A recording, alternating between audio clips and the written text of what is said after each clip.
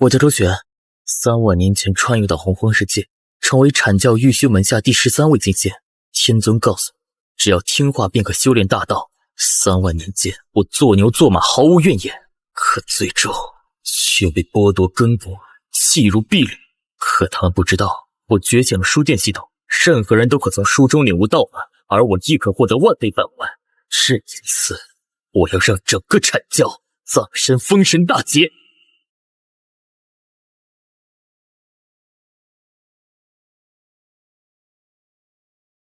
师兄，住口！你不配叫我师兄。为何？为何？你入教3年，与我等并列金仙，可却是个纯粹的废物。你在阐教1天，我12金仙便丢脸1日，我玉虚宫的颜面便损害1分。哼，没错。更何况你是人族，一个低贱卑劣的种族，你们这样的人没资格留在阐教。今日我便废你修为。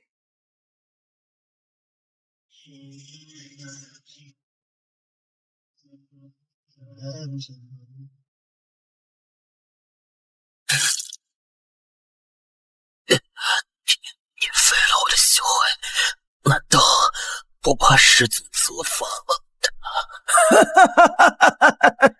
师尊责罚？之所以把你逐出沙门，便是师尊的旨意。你不会真以为就凭你一个资质低下的人族，也配听师尊传道？当初之所以收你入教，就是因为阐教需要一个杂役弟子来处理各种杂事，好让我们12金仙腾出时间来专门修行，还想得传大道，简直是痴人说梦。圣人不仁，以百姓为刍狗。天地之间，周旋，后山灵草尚未浇灌，速去。启禀师尊，弟子何时才能得传大道真法？急功近利，道心不纯，如此心性，如何能修得大道？退下！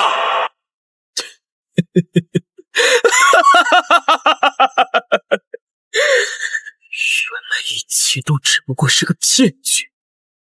好一个阐教，好一个元始天尊！废物就要有废物的觉悟。今日暂且废去你一身修为，日后若再仗着阐教名号在外行事，便要让你灰飞烟灭，真灵破碎，连重入轮回的资格都不会有。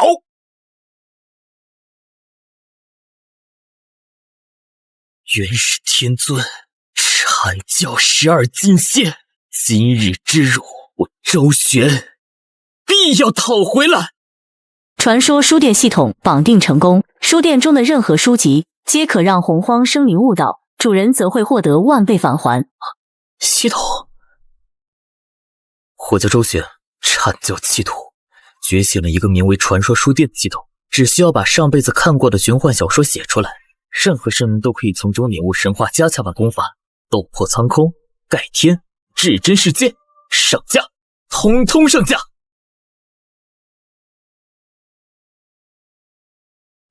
周师兄，公报师弟，我听闻周师兄被逐出师门，心中焦急万分，找了许久未果，没想到师兄竟是来了朝歌，开了家如此别致的书屋。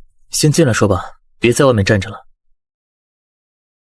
哼，那些家伙实在是欺人太甚，似我等披毛戴甲、资质低下之辈，永远没被他们正眼所瞧过。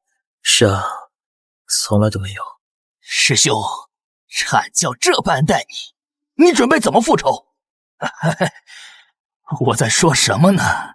人家毕竟是12金仙，天尊更是天道圣人，我们这样的存在又能有什么办法呢？师弟，我准备推翻阐教。师兄，我没听错吧？推翻阐教？你怎么不可吗？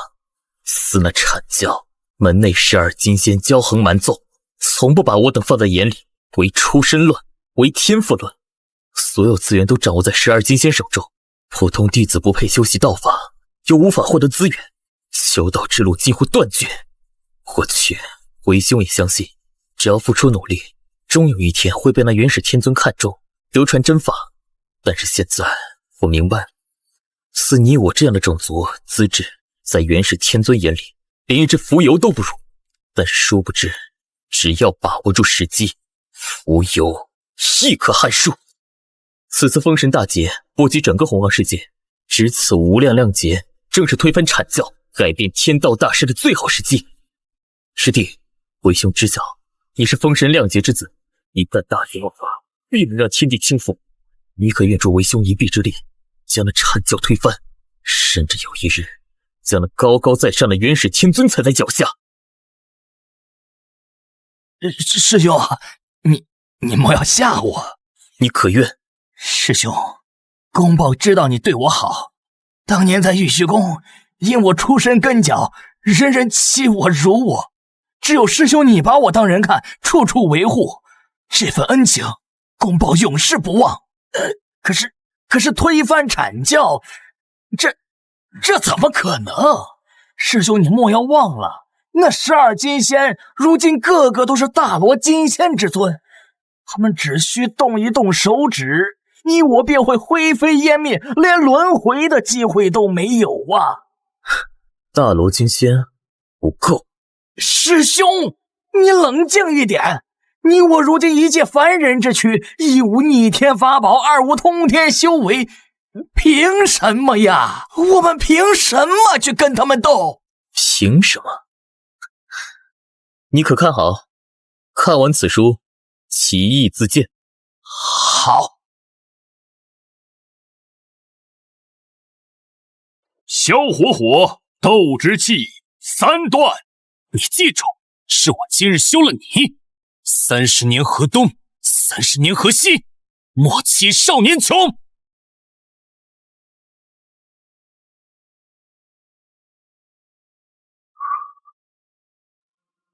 纳兰然，你给我滚出来！叶枫，是浪池。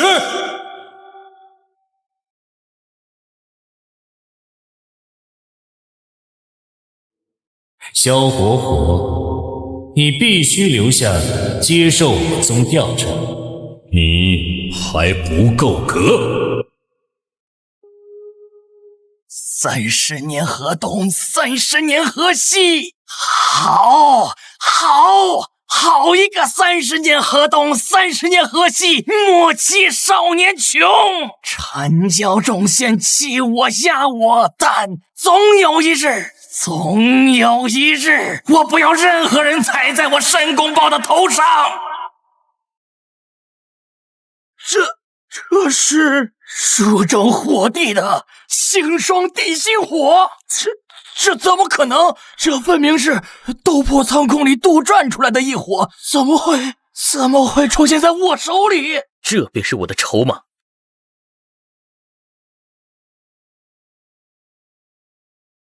这股气息是异火榜排名第14的陨落心炎，2种，竟然是2种异火。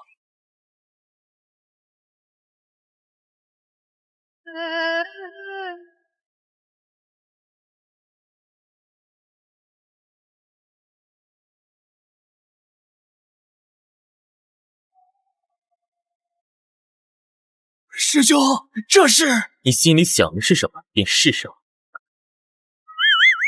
师兄，我承认我刚才声音有点大，兄若不弃，胞弟原本……想好再说话。师兄若不嫌弃，师弟从今往后愿为师兄马首是瞻，鞠躬尽瘁，誓死效忠师兄。好，就等你这句话。你我师兄弟联合，推翻阐教，指日可待。不过当务之急，你尚需一处闭关之地来转换功法，吸收异火，突破瓶颈。不知你心中可有去处？师兄，师弟决定回昆仑山一趟，不仅可以突破，更可为师兄打探阐教金仙之秘。正所谓知己知彼，百战百胜，如此也方便你我日后动手。善。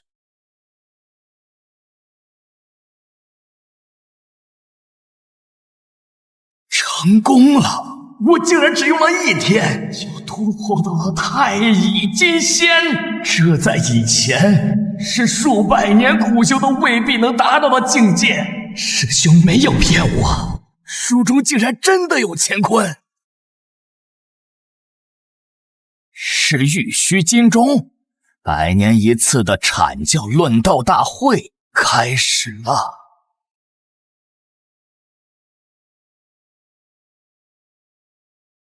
阐教100年论道，旨在切磋道法，印证所学，尔等皆需倾力而为，不可懈怠。谨遵副教主法旨。开始吧。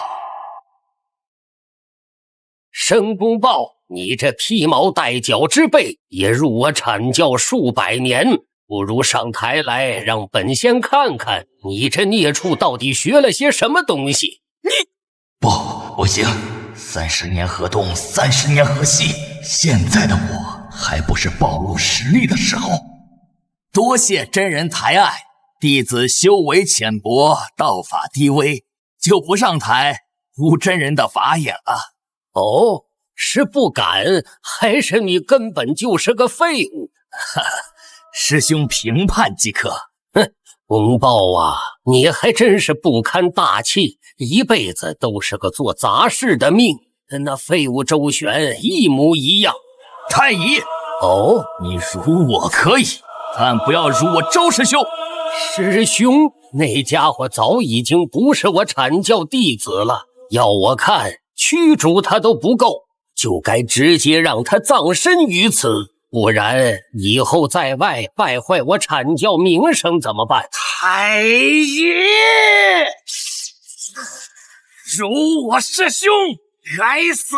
放肆！你这孽障，看我今天不把你打回原形！血！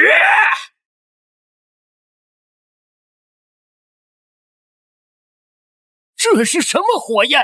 申公豹，你疯了！我怒不先烈！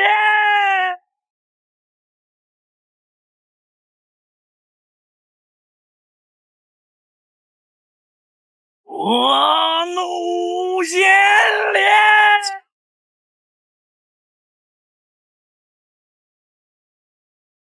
孽障，竟敢下此毒手，残害同门！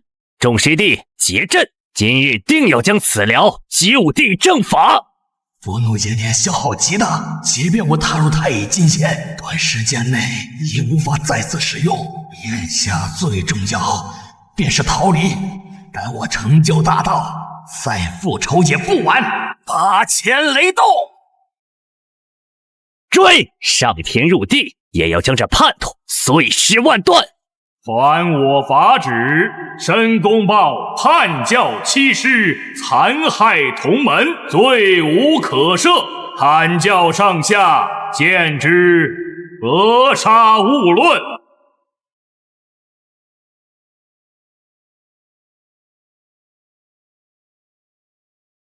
申公豹，他何时突破太乙金仙了？而且他为何这般着急？罢了，跟过去看看。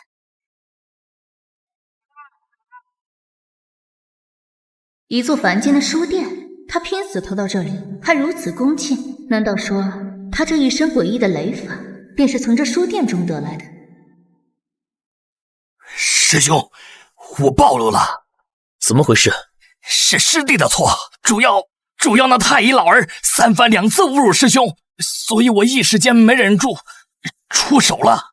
倒是无妨，继续闭关吧。劫缘越发浓烈，终有一日，我们会正面迎击阐教。是。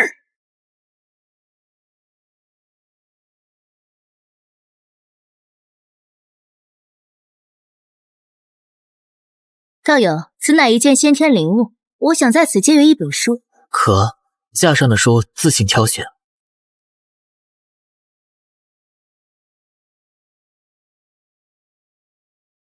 登天乐，踏歌行，弹指盖天，好大的口气！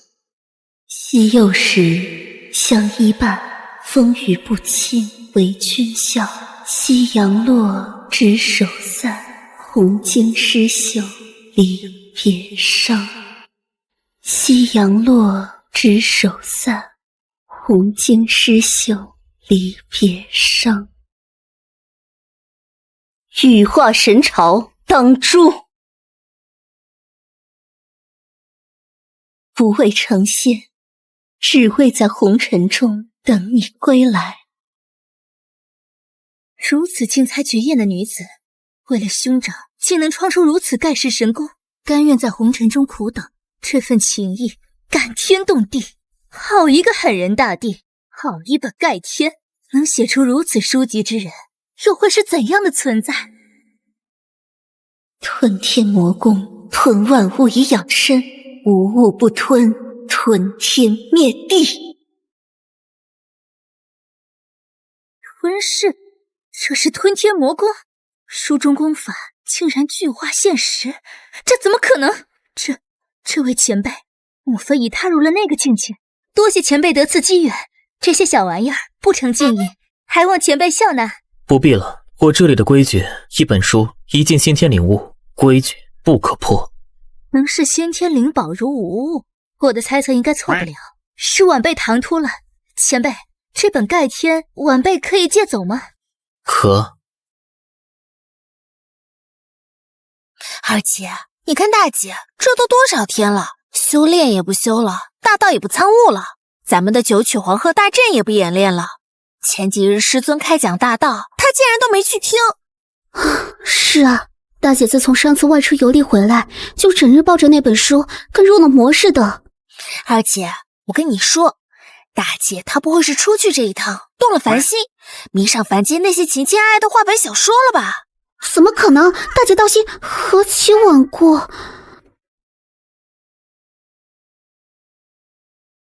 完了，完了！看这神情，难道大姐真的沉迷于凡人的情爱故事之中，无法自拔了？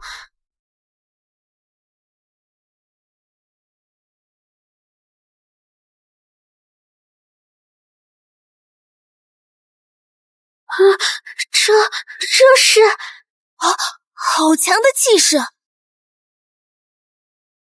花开12品，这是最顶尖的先天魔神才有的根基啊！吞噬法则，大姐什么时候领悟的吞噬法则？而且这法则的感悟程度竟然有70%，都快超过她的本命云之法则了。好，看爱情小说能看到花开12品，能把法则领悟到70%，难道至情至爱才是领悟大道的真谛？仅仅是反复品读狠人大帝的故事，就让我突破了桎梏，道行大增。这本书，不，这位前辈究竟是何等伟岸的存在？他给予我的是足以逆天改命的无上机缘。哇，大姐，你好厉害！大姐，看情爱小说都能突破，你是怎么做到的？快教教我们，我们也想看。此书中奥义万千，需要你自行领悟。不过这书并非大姐所有，你阅读后需要去自行还恩，了却因果。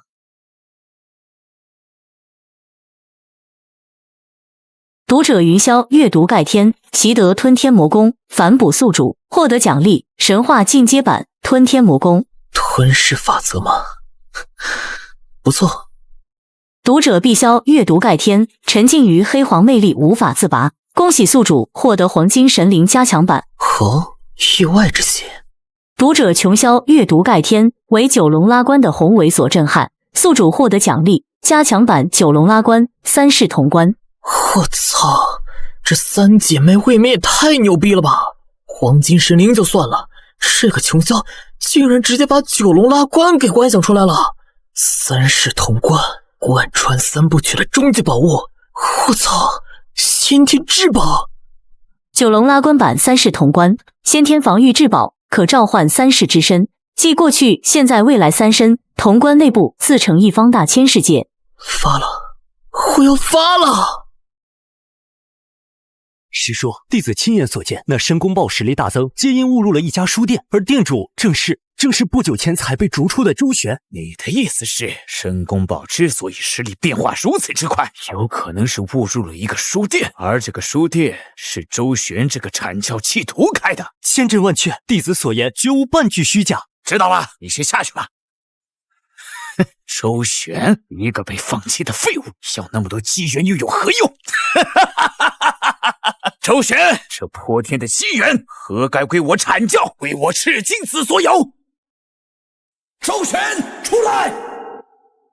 哼，终于还是来了。这阐教的鼻子倒是比狗还灵。何事？师弟，当真没想到，离开阐教后，你竟开了一家书店，不行吗？当然可以。我刚看了一眼，只需要灵宝，并可阅读其中书籍。这里有3道灵宝，我要进去带走3本书。那还真不行。这是为何？师弟，莫要因为之前的矛盾而破坏规矩。第一，我被驱逐出教，便不再是阐教弟子。第二，书店为我所开，规矩也由我定。第三是什么？第三，阐教与狗不得入内。放肆！你这孽障！念你昔日作为阐教门徒，本先给你一丝薄面，但你竟敢如此侮辱师门！好，今日我便带师尊出手，好好管教管教你这个畜生！师弟稍安勿躁。黄成子每次有好事都逃不过这家伙的狗鼻子。大师兄，您怎么来了？这点小事何须劳烦您大驾呀？周旋，只要你愿意将这书店里的所有书籍尽数交出，我可以对你之前的所有过错既往不咎。抱歉，规矩已定，不能破。阐教与狗不得入内。哈哈哈！狂妄！你这不知死活的东西！今日我便让你知道何为天高地厚。大师兄息怒，与这等孽障动手，有失您的身份呐！这就是阐教进献，丑态百出，真是可笑。哼，周旋，你不会真以为今日你能安然脱身吧？出来吧！若不是大师兄及时通报，我等都还被蒙在鼓里，不知此地竟有如此大的机缘。赤精子师弟，你此行可真是不善呐！哼，一群老阴逼！我他妈要是把这事告诉你们，还有我吃肉的份吗？是连汤都要喝不上了。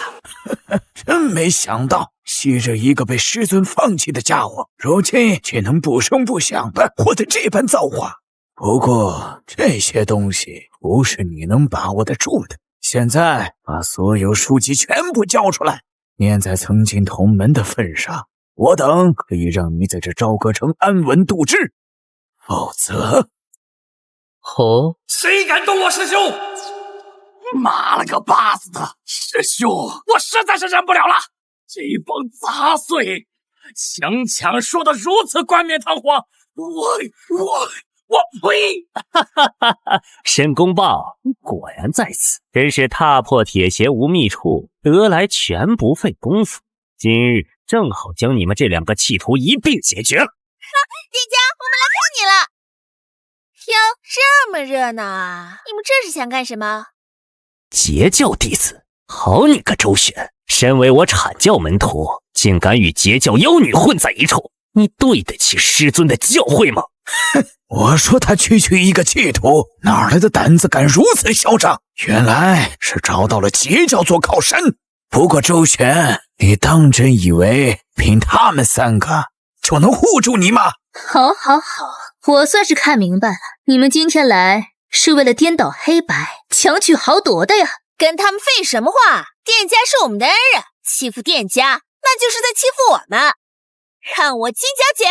三妹，莫要冲动，把这4个阐教伪君子打杀了是小事，可万一毁了周旋道友的书店，那可是大事。你也不想以后没书看了吧？不行！截教妖女欺人太甚，真当我等怕了你们不成？辱我书店，现在还想欺我客人？你们当真以为我周旋是任人拿捏的软柿子吗？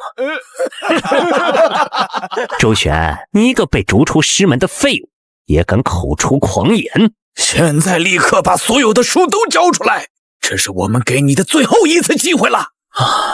又来了！我说你们一个个是都瞎了眼，看不清楚我门店上挂着的牌子吗？阐教与狗不得入内，这是我书店的规矩。别说是你们4人，今日就算是元始天尊亲至，他也不配进我的书店来。元始天尊虽强，但我的书店内有系统设下的无敌区域，若是原是这样来，大不了不出去就是。胆敢如此辱我师尊，孽障，你今日必死！猖狂！辱我，欺我，辱我！今日这笔恩怨该清算了。登天路，踏歌行，探日遮天，九龙拉关，开！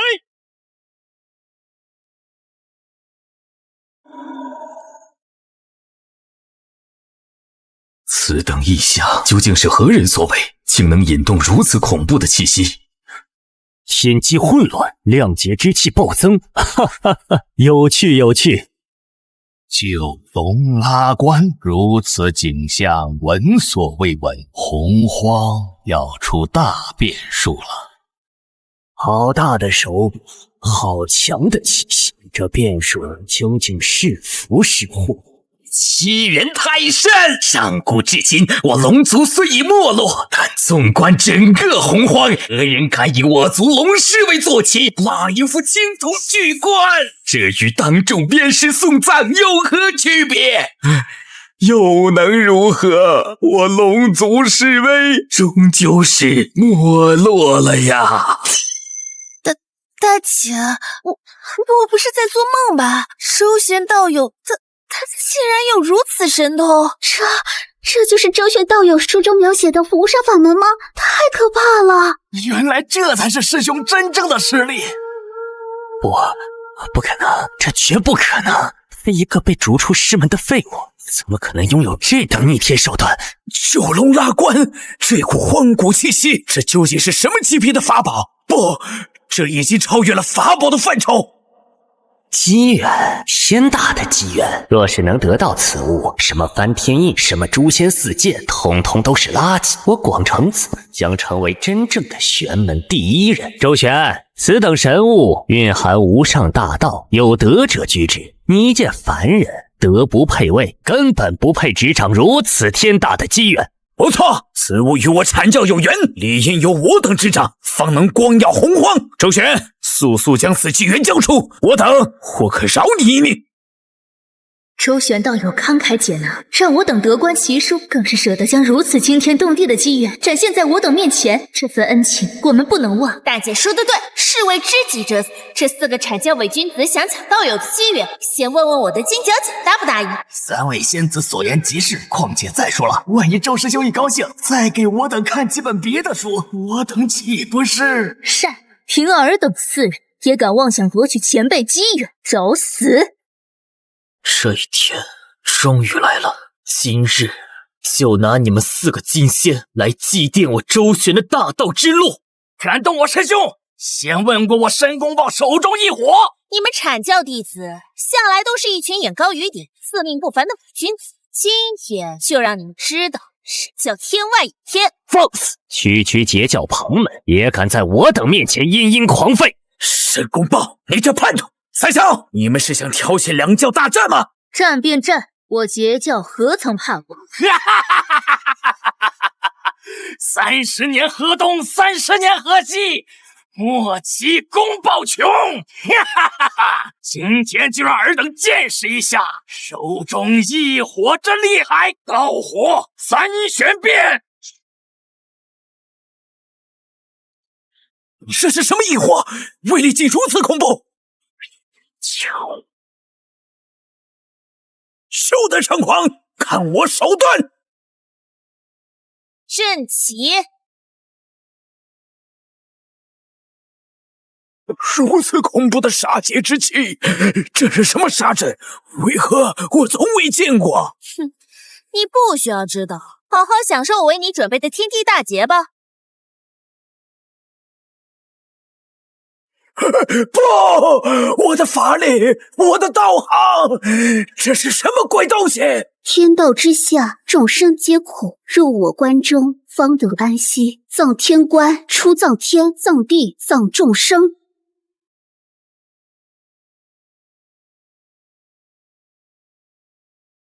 太乙师弟，可能这些神通，这些法宝根本不是洪荒之物，他们到底从周旋那里得到了什么？师弟，这个废物就是罪魁祸首，只要杀了他，一切都会彻底结束。没错，擒贼先擒王，师兄说的对，拼了！让我精血，破法入血！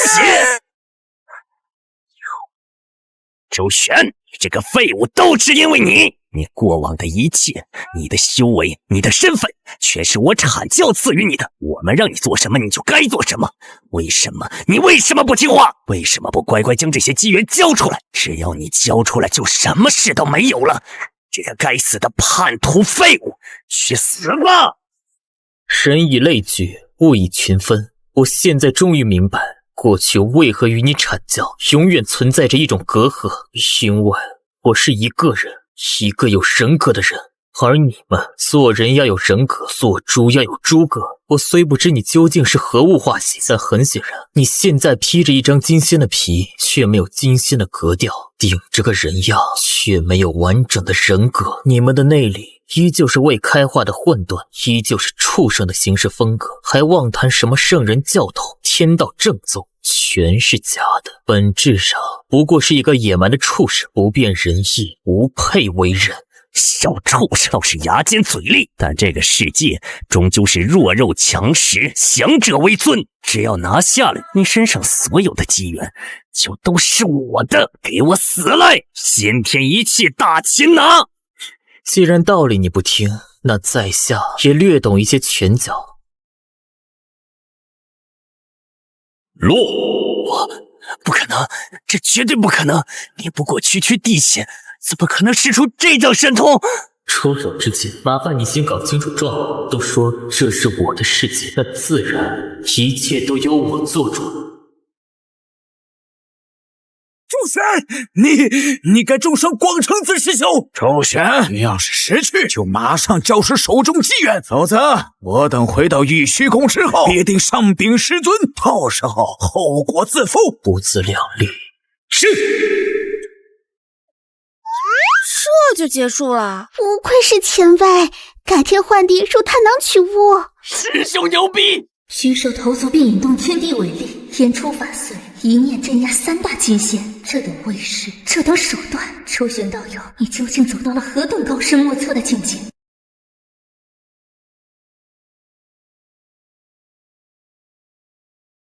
今日之事，多谢4位道友出手相助了。不敢，师兄言重了。我们就是摇旗呐喊，根本没帮上什么忙。是啊，跟道友您比起来，我们那点道行简直就是班门弄斧。我一个开书店的，也没什么奇珍异宝可以答应各位。不过我这店里别的不多，就是书多。4位若是不嫌弃，日后有空可以常来我这里看看书，或许会有意想不到的收获。还有，难道这满屋子的书都和我们看的一样？每一本都蕴含着一个完整的大道世界。3000多本书，就是3000多个大千世界。天哪，这岂不是说周旋道友凭一己之力便创造了3000圣人道场？此等存在早已超越了我们的认知，他的身份绝非我等能够揣测。我们只需知道道友是有非定，便已是天大的机缘。多谢道友厚爱，我姐妹3人日后定当常来叨扰。今日天色已晚，我等便先告辞了。师兄，我也该告辞了，我得赶紧找个清静的洞府，好好看书。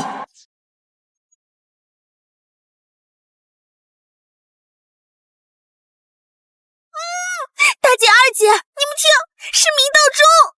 明道中晓，难道是？没错，千年一次的结痂大比又要开始了。大姐二姐，这次大比我们可要好好表现，凭我们现在的实力，再加上道友书中的无上妙法，干倒多宝师兄，拿下无当师姐，还不是手到擒来？到时候咱们3霄就是截教当之无愧的大姐大，门下所有弟子见着我们都得喊一声师姐，咱们在碧瑶宫啊横着走。吞万物以养自身，以凡体演化混沌体。这吞天魔功绝对不仅仅只是吞噬法则显化这么简单。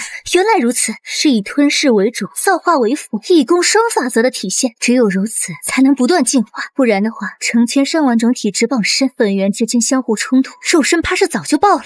生于虚空，葬于虚空，独守轮回海，血披不死山，星空绝唱。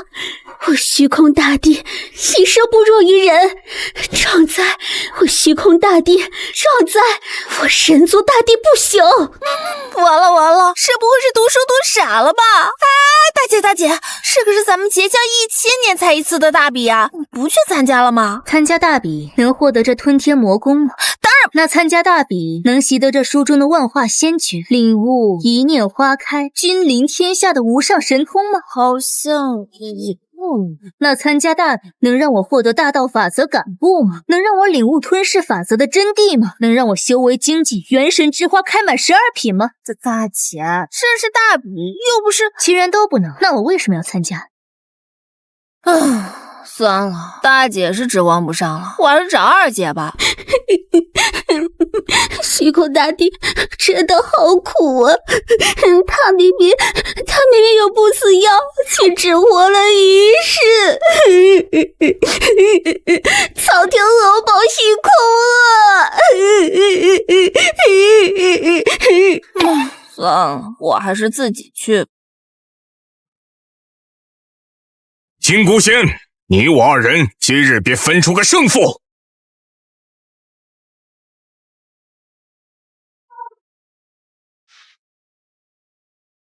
师弟呀师弟，多少年了，还是这老一套，且看师兄手段。抗拒金环。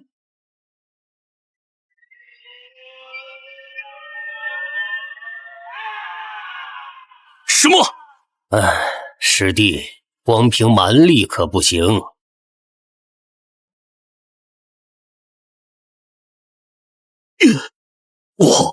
我竟然……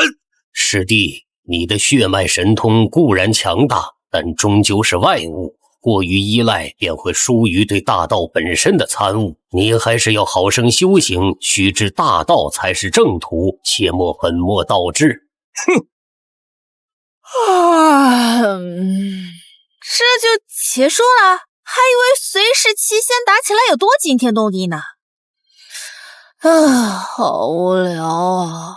不是用灵宝防御，就是比拼血脉法术，比起书中那些战斗实在是差太远了。一念花开，君临天下，是何等的气魄！无畏成仙，只为在红尘中等你归来，又是何等的深情！早知道我也不来，与其在这浪费功夫，还不如回去看书呢。大姐二姐肯定又看到新的精彩地方了。碧霄师妹，看大家论道许久，想必也手痒了，不如你我二人上台切磋一番，如何？又是这只兔！以前没看书的时候，我修为不如你，受你几句嫌弃也就忍了。现在本姑娘得了盖天传承，你还敢来主动找茬？那我这书岂不是白看了？怎么，碧霄师妹是不敢应战吗？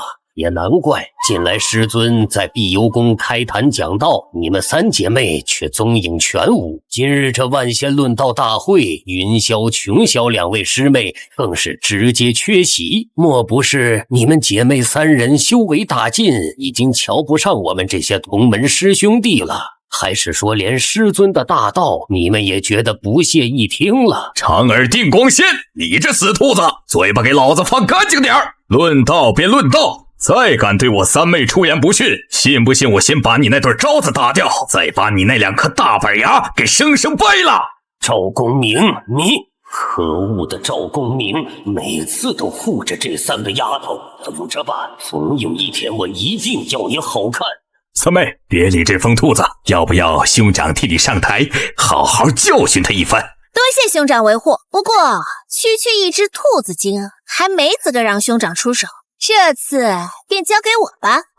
三妹，你三妹好像与以前不一样了，多了一种无形的自信和霸气。这碧霄怎么回事？怎么感觉和之前不一样了？长耳师兄，既然你盛情相邀，那师妹就陪你好好论一论这道。狂妄！我黄金神灵进。区区灵宝空间也想困住我，另根清净竹。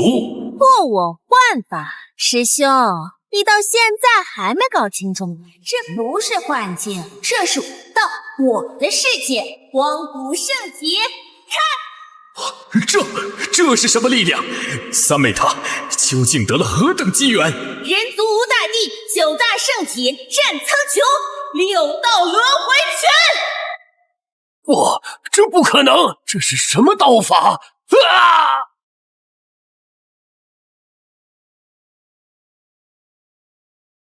我的修为，我长耳定光仙的颜面，碧霄、赵公明、三霄，你们等着！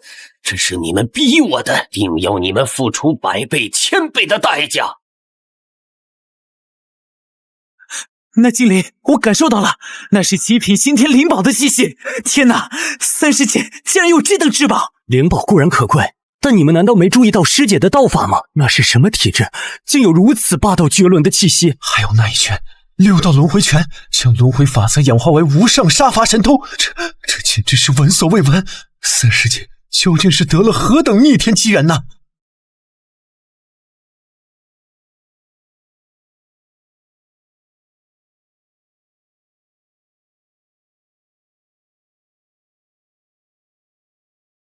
不对劲儿，太不对劲儿了！三妹的性子我最了解，单纯率真，于修行一道虽有天赋，却绝无可能在这么短的时间内对轮回大道有如此恐怖的领悟。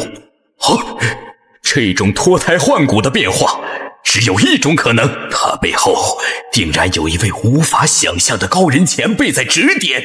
哎呀，我是他兄长，怎么能？可是大道在前，妈了个巴子！不就是求三妹引荐一番吗？为了大道，这张老脸不要也罢，有啥可犹豫的？干了！长耳定光仙拜见接引准提2位圣人。长耳道友，你不在东方金鳌岛侍奉通天师兄，来我这贫瘠的西方作甚呢？圣人明鉴，小人经过一番深思熟虑之后，毅然决然决定弃暗投明。哦，此话怎讲？通天教主有教无类，门下鱼龙混杂，道行逆施，早已气运衰败，吾辈修士自当顺应天道大势，截教逆天而行，败亡乃是定数，大师不可改也。小仙愿投入西方教门下，为天道正统贡献一份绵薄之力。善，且把这颗菩提子服下。这菩提子蕴含西方佛缘，一旦服下，我一身的仙家法力便会尽数转化。若是被师尊察觉，他老人家一剑之下，我怕是连真灵都剩不下来。道友放心，我等既然出此谋划，那必定是万无一失。此菩提子能为你遮掩天机，转化法力于无形，就算是通天师兄当面，也发现不了任何异样啊！而且只要你愿意配合，待大劫过后，我便许你一尊佛位，你便是我西方教的定光欢喜佛，尊享无上果位，永驻极乐世界，岂不比在截教当个随侍七仙快活？欢喜佛，弟子愿意，弟子愿为2位圣人效犬马之劳。只是弟子还有一个小小的条件。哦，说来听听。大劫之后，那截教3霄，尤其是云霄和碧霄，可否交由弟子处置？弟子仰慕3位仙子久矣。善，如与我西方有缘，当得此果位。区区3个女仙，允了。多谢圣人，多谢圣人！弟子定当为西方教鞠躬尽瘁，死而后已。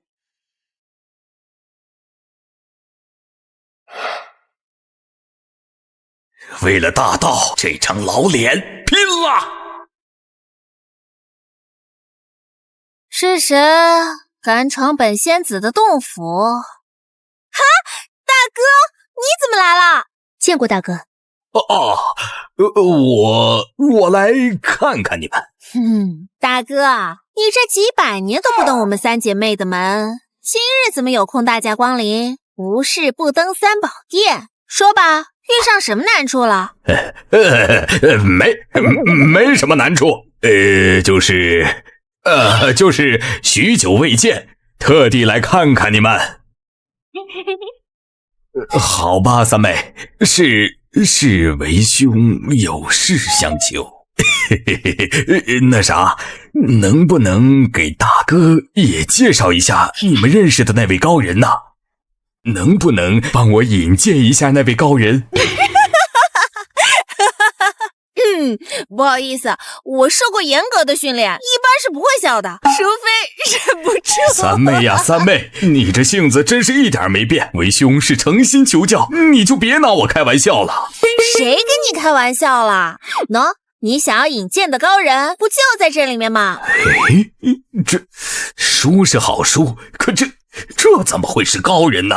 碧霄，莫要胡闹，这分明是一本书啊！我没骗你啊，书里真的有好多好多前辈高人。你看啊，我现在的黄金神灵，还有新炼成的荒古圣体，以及那套威力无穷的六道轮回拳，都是我进入书中世界里面的前辈看我骨骼清奇，硬塞给我的。不可能，这世上怎可能有凭空创世？难道三妹真的不是说谎？此言当真？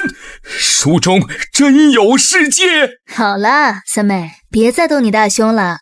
哎呀，大姐，你怎么这么快就拆穿人家了吗？一点都不好玩。大兄，三妹的话半真半假，她这一身机缘确实是看书所得，但这书并非凡物，乃是一位隐士前辈高人亲手所书。原来如此，我就说嘛，世间哪有如此奇事啊？难道你们……没错，一切如大兄心中猜测那般，我们三姐妹都得到了无上机缘。我操，花开12品，而且还是大魔金心圆满，圣人之下最顶尖的标志，大姐竟然已经到了这一步。三位妹妹，不知能否为为兄引荐一番，拜见这位前辈高人？引荐倒是可以，不过那位前辈性情随心，是否愿意见你，是否愿意赐下机缘，就不是我等能决定的了。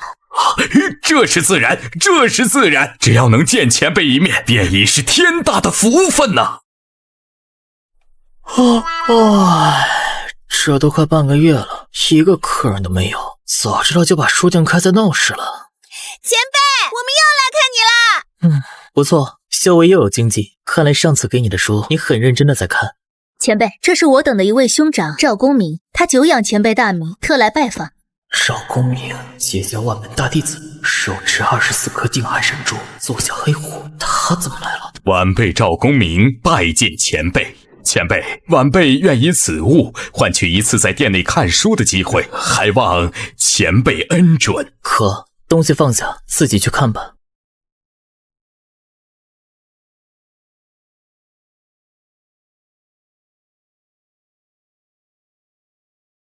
一粒尘可填海，一根草斩尽日月星辰。弹指间，天翻地覆。生于最黑暗的动乱年代，为修道而生，为应劫而至。他身化亿万血雨，洒落万古岁月，历经无数时空的熬炼，只为在那绝望的尽头，开辟一个完美而璀璨的至真世界。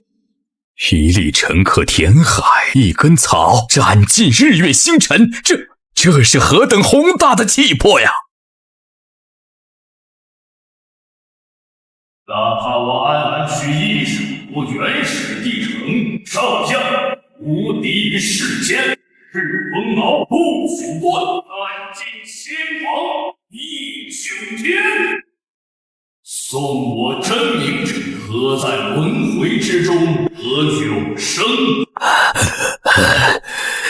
此人的气魄，此人这股唯我独尊的霸气，即便是师尊通天道人都没有这种感觉。洪荒的6大圣人似乎都缺了这样一种近似无敌却又不是无敌的感觉。那不叫感觉，叫逼格。哎，大姐二姐，你们说大兄能领悟到什么东西？大兄跟咱们看的书都不一样，这谁能知道？深不可测。虽然无法确定，但是从你我几人以及之前的申公豹来看，但凡是从前辈这里获得的能力，都与书中之人相性相合，或者映照出了我们内心最渴求的东西。内心最渴求的东西？那大兄最渴求的是什么？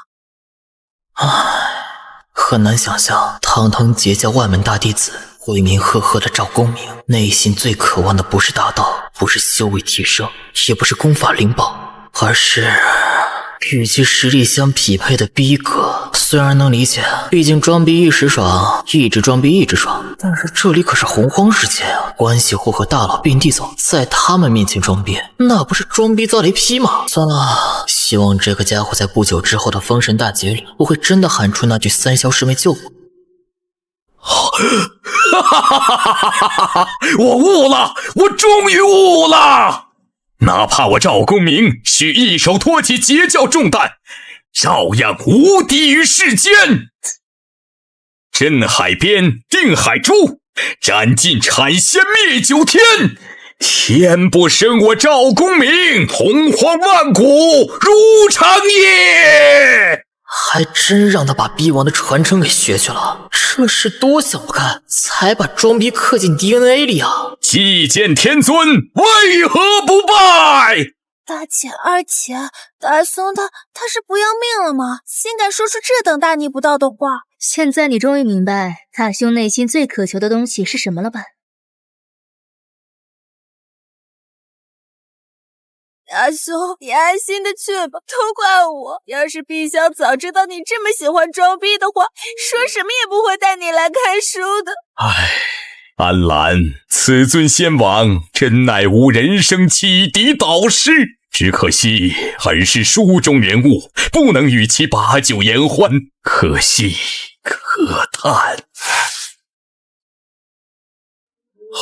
这是风毛不朽盾，书中世界独属于安澜的至宝，竟然真的出现在了现实中。原来如此，这才是此书最大的机缘呐！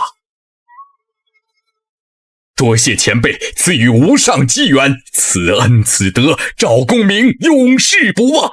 与我无关，这一切都只是你自己的机缘罢了。西伯侯，贫道与你有一事要讲。仙长请讲。我阐教愿倾全教之力，助西岐伐纣，定鼎天下。仙长此言当真？但事成之后，西岐需答应我阐教一个条件。仙长请说。新人主登基需自降位格，从人皇变为天子，从此人族共主，即为上天之子，奉天承运。从人皇变为天子，人族气运必定大减，我姬昌岂不是成了人族的千古罪人？此乃天数，天数不可违。父侯，这已是天赐良机，若无阐教相助，我西岐拿什么与那大商抗衡？难道要眼睁睁看着我西岐基业毁于一旦吗？这是我们最后的机会了。父侯，您还在犹豫什么？这可是天赐的无上仙缘，千载难逢啊！此乃天道大事，是圣人法旨，圣人意志，岂是我等凡人可以揣测违逆的？父侯，您若不应，天下800镇诸侯自会有愿意取而代之者，届时我西岐悔之晚矣。西伯侯，你这为人父，还不如令郎看得通透啊！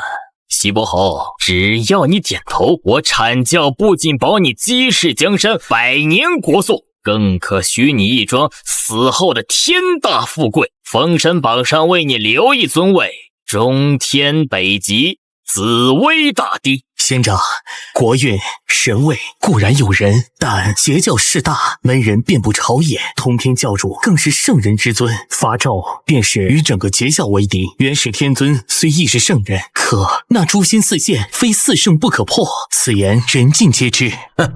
原来西伯侯是担心这个，你是在顾忌截教那位通天师叔，对吗？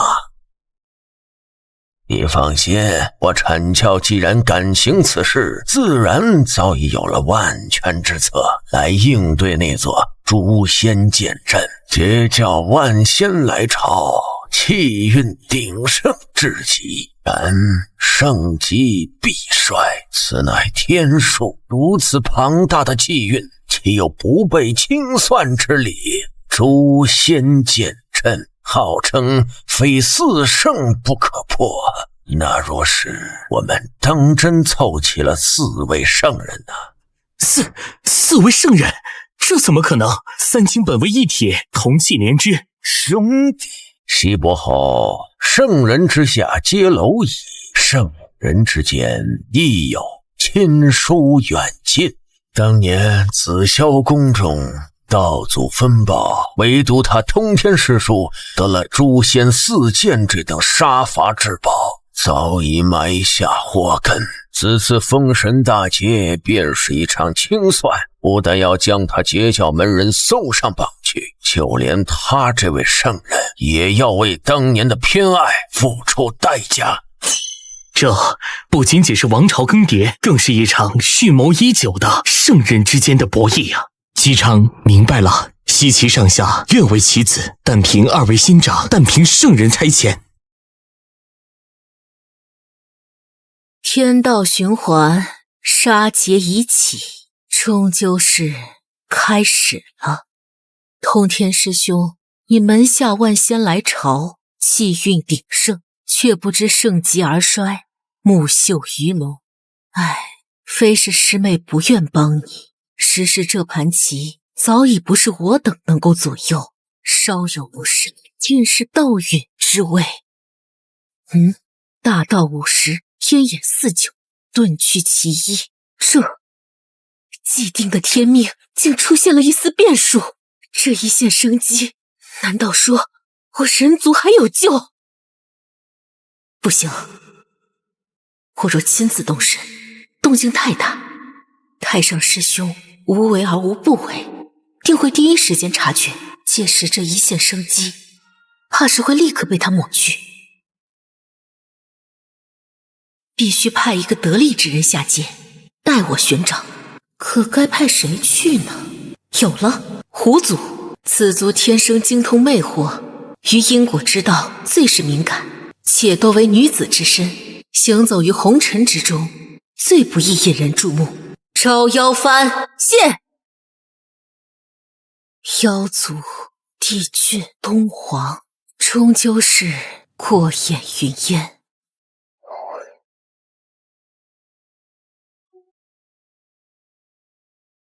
招妖翻斗，万妖听令。是，女王娘娘在召唤。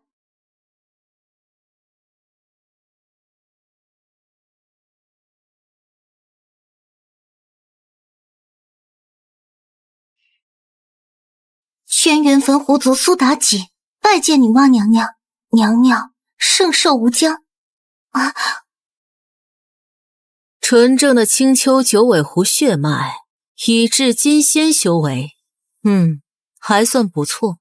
蒙娘娘谬赞，妲己愧不敢当，不知娘娘召唤有何法旨？我召你前来是为了那冥冥之中的一线生机，请娘娘法旨，妲己万死不辞。天道之下，人族当灭，圣人亦不可逆。然我推演天机，于无尽死局之中寻得了一线生机。这一线生机就在人间的都城大商朝歌，你需下界前往，带我寻到它，并守护他。娘娘，朝歌城大，人海茫茫，妲己不知该从何寻起啊！我亦不知其具体所在，但你狐族天生于因果之道敏感，当你接近时自有感应。此事若成，我便收你为亲传弟子，传你无上大道，如何？娘娘放心，妲己便是拼了这条性命，也必不履命，为娘娘寻得那一线生机。去吧。累死我这只狐狸了，这都找了半个多月了。娘娘说的那种感觉到底是什么感觉？我把朝歌城都快翻过来了，那一线生机到底在哪儿啊？咦，这什么时候多了家书店？看书一次取一件先天灵宝，这老板是想钱想疯了，还是专门坑我这种涉世未深的狐狸精的？哼，我倒要看看是何方神圣，敢如此狮子大开口，看我不给你点颜色瞧瞧。不错不错，经过我这大罗金仙级别的比例润色，再配上这几幅插图，这本《金瓶梅》才算得上是真正的传世经典 ，TOP 级别的艺术品。果然有鬼！寻常凡人见到我的容貌，我失魂落魄，就算心智坚定了，他竟只是慌张。这家店绝对不对劲。老板，你这门口写的可当真？一件先天灵宝，换一次看书的机会？当然，小店诚信经营，童叟无欺。哦，那可是什么书都能看？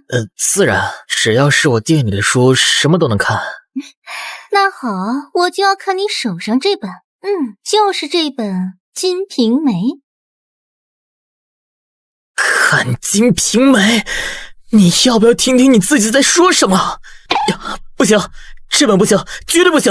哦，老板，你方才可不是这么说的。你说只要是你店里的书，什么都能看。别的书都行，唯独这本，这本有点特殊，看不成。就想看这本嘛，老板就通融一下，好不好嘛？你当真要看？要看。看也行，不过我可得提醒你，看之前最好做好心理准备，而且本店的书一旦选定，概不退还。哼，我妲己什么场面没见过，绝不会反悔，还心理准备，故弄玄虚。我看你这做贼心虚的样子，今天我非得拆穿你这黑店不可。你这写的都是些什么淫词艳曲，简直不知羞耻。是你自己非要看的，我可没逼你。再说了，本店规矩，一旦选定，概不退还。黑店，这绝对是黑店。可那是一件先天灵宝啊，就为了几页不堪入目的图画，就这么打了水漂。不行，我倒要看看你这书里到底能写出什么花样来。这哪里是什么不正经的验书，这分明是将阴阳大道双修法则揉碎了掰开了喂到你嘴里啊！这简直是无上宝典。我倒要看看你能坚持到几时。我操，看个《金瓶梅》都能看得法则显化，这是什么先天魅惑圣体啊？这粉色的魅惑气息，这天生异象，再加上这张祸国殃民的脸，除了九尾狐一族，不做他想。这个时间点，封神大劫将至，洪荒之名的狐狸精似乎也只有轩辕坟那一只了。只是不知这未来的妖后不再到他轩辕坟好好修行，反而出来乱窜，有意思。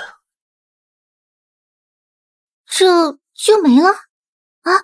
老板，正看到最关键的地方，对于阴阳法则的感悟源源不断，怎么就断了？后面呢？什么后面啊？自然是没写完。为什么不写完？你何知我正看到关键处。你刚刚不也是看到了？我笔还没放下你就闯进来说要看，我能有什么办法？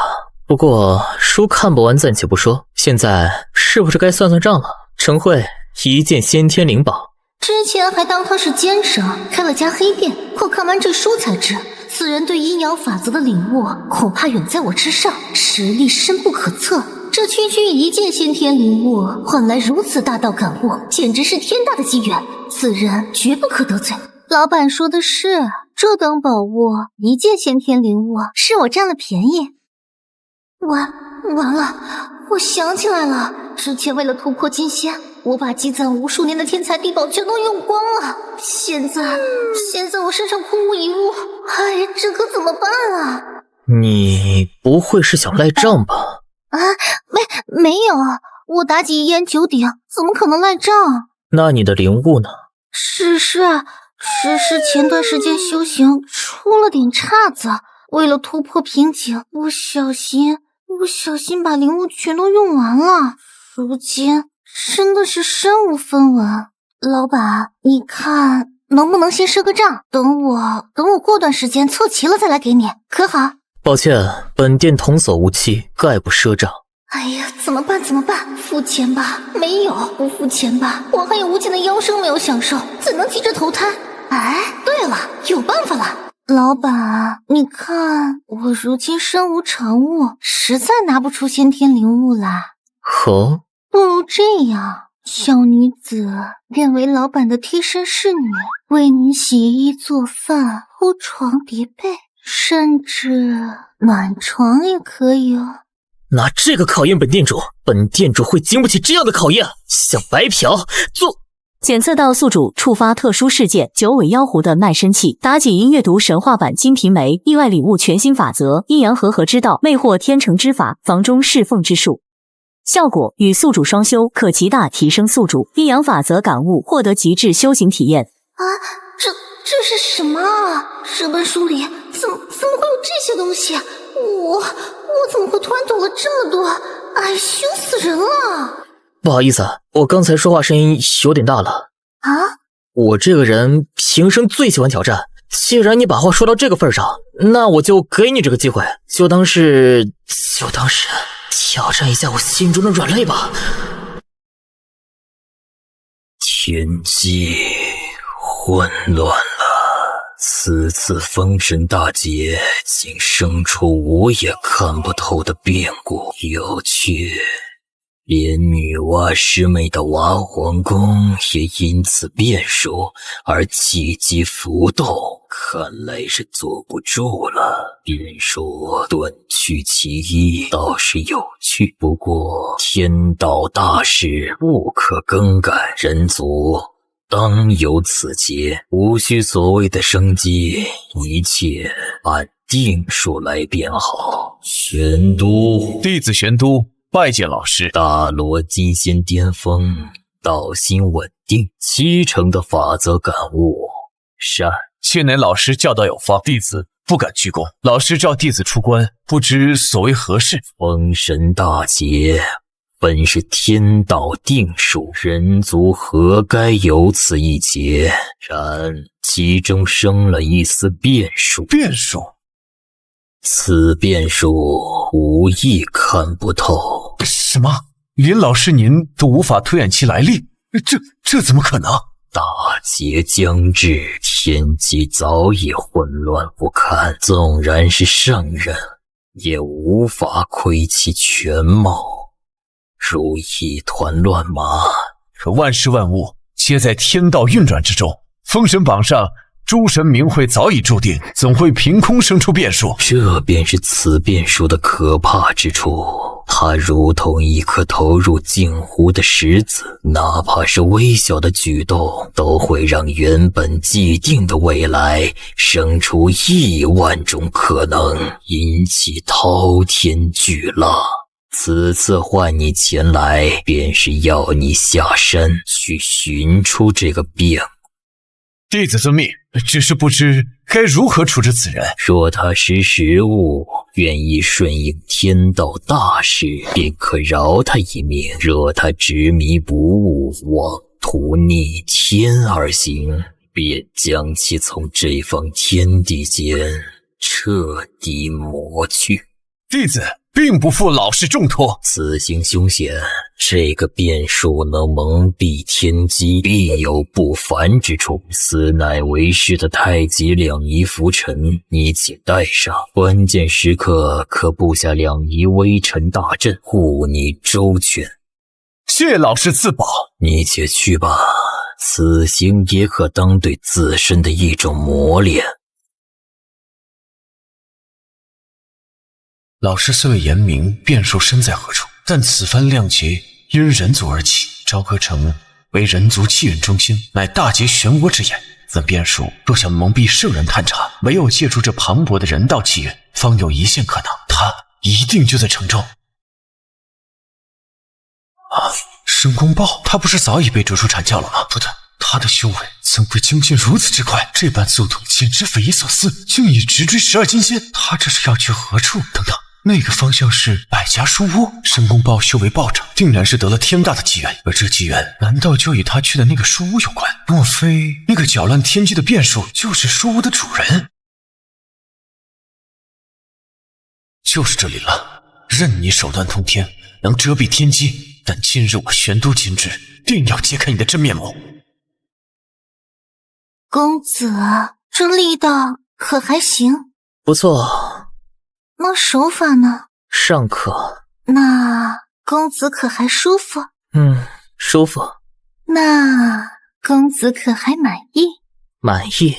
公子，既然您这么满意，那我能不能再看一本书呀？就一本。不行。为什么？奴家伺候的不好吗？你现在的洗衣、做饭、按摩，包括暖床，这些是你上一本书的价钱。想看新书，就得付出新的代价。可惜，除了当个贴身侍女，你好像没什么别的价值了。谁说我没有价值？我还可以陪你。奴家精通的房中之术，阴阳相合，绝对能给公子带来极致体验，好不好嘛？一本就一本。此事，道友，贫道玄都愿以一件先天灵宝求阅殿内一书，还望道友现身一见。该来的终究是来了。我知道会有不速之客，但是没想到来的人竟然是你。海上老子果然是3清之中隐藏最深、修为最强的那一个，这都能被他算到。店家可否看书？我这书屋只为心存正道、匡扶正义之人而开，不为狼心狗肺之徒敞门。他竟然知道我的身份，更知道我的来意。没错了，此人一定便是这大劫中的变数。道友误会了，贫道只是……够了，怎么，太上老子这么多年什么都没教，就只教了你虚伪处事，见人说人话，见鬼说鬼话吗？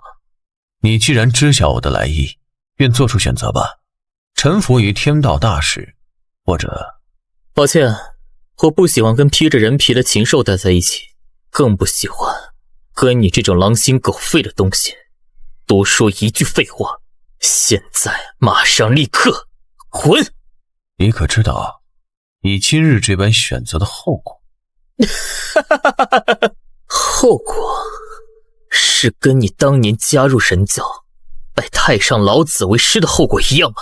从此抛弃人族的身份，却心安理得地享受着人族气运的加持，抛弃当年那些亲手把你抚养长大的乡亲父老。当年人族大劫，妖族屠戮苍生，你在哪儿？当妖族的爪牙撕碎你部落里那些看着你长大的叔伯，分身那些害你哥哥的孩童时，你又在哪儿？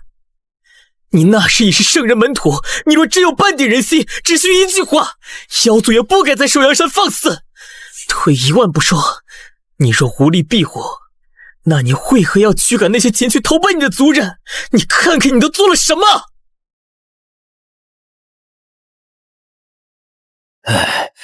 大家贼，坚持坚持，前面就是首阳山，是玄都子的地盘了。长者，那玄都子真的会庇护我们吗？他可是圣人门徒啊。放心，玄都那孩子是我看着长大的，当年若没有我们部落每天1、2碗饭养着，他早就饿死了。这份情谊呀，深着呢。只要进了他的地盘，妖族绝对不敢再动手。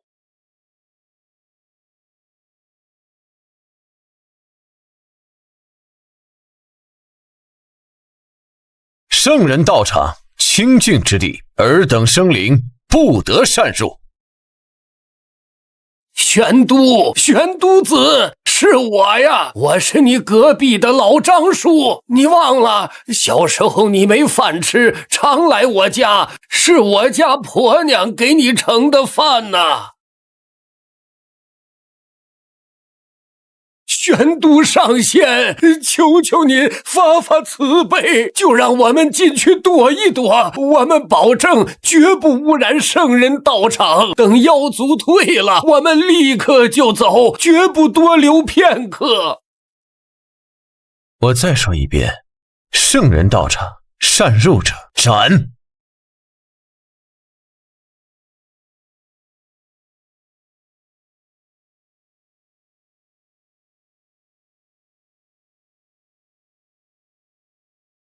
玄都，既然做了圣人的狗，就夹紧尾巴，千万别让人知道你曾是人族。我怕将来会有人族亲手打死你这畜生。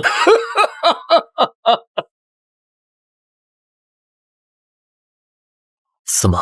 过去的事情还需要我帮你一件件回忆吗？要不要我再往下说说？人族大劫乃天道大事，欲成天地主角，此等磨难必不可少。我所谓皆是为全人族大义。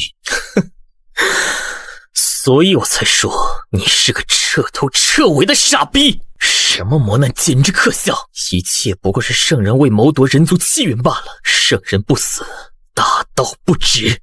放肆！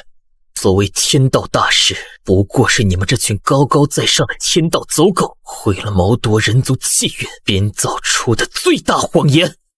天地人三道，地道轮回，人道自强。你们惧怕人道崛起，所以才要用所谓的大劫来欺压，来打压，将人道彻底吞噬，永生有世踩在脚下，这才是真相。一派胡言！哼。是不是胡言？你比我更清楚。变数，你果然是那个变数。好，既然你执意找死，那我也不必再顾忌什么同族身份。这个世界不需要变数，一切都该回归既定的天命，给我死！在我的书店里动手，真是可笑。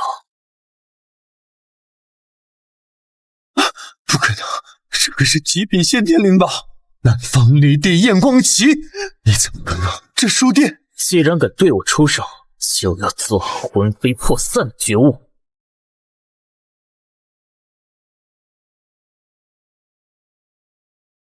欢迎来到我的世界。陌生的灵宝，闻所未闻的神通，果然是你，就是你这个变数。很好，只要将你这个变数抹杀，献给老师，我必能一步登天。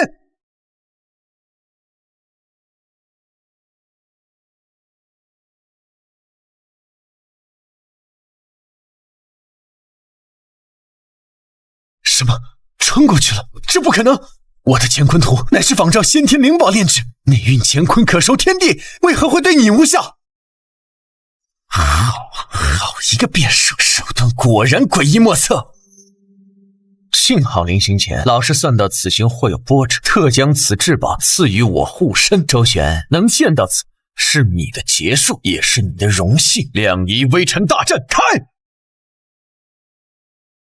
周旋已可识此阵，这乃是家师的成名手段。两仪微尘大阵乃至洪荒之中排名前10的无上杀阵，能死在此阵之下，你也算死得其所了。雕虫小技，也敢在我面前班门弄斧，狂妄！死到临头还敢嘴硬？也罢，就让你见识一下什么才是真正的力量。荒古圣体，开！这是什么气血？如此磅礴的生机，堪比上古祖物不，甚至比祖物还要恐怖，这怎么可能？6道轮回拳，呼！哼，虚张声势，就算你有无足一般的肉身又如何？我这大阵乃是圣人所赐，自成一界，隔绝万法，绝对不可能被。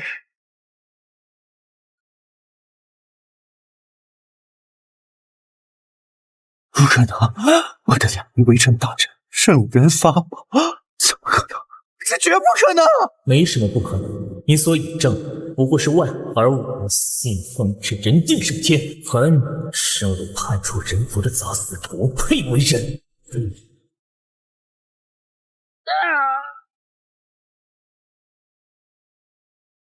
本来以为来了个多强的对手，原来只是个小瘪三。吞天魔功，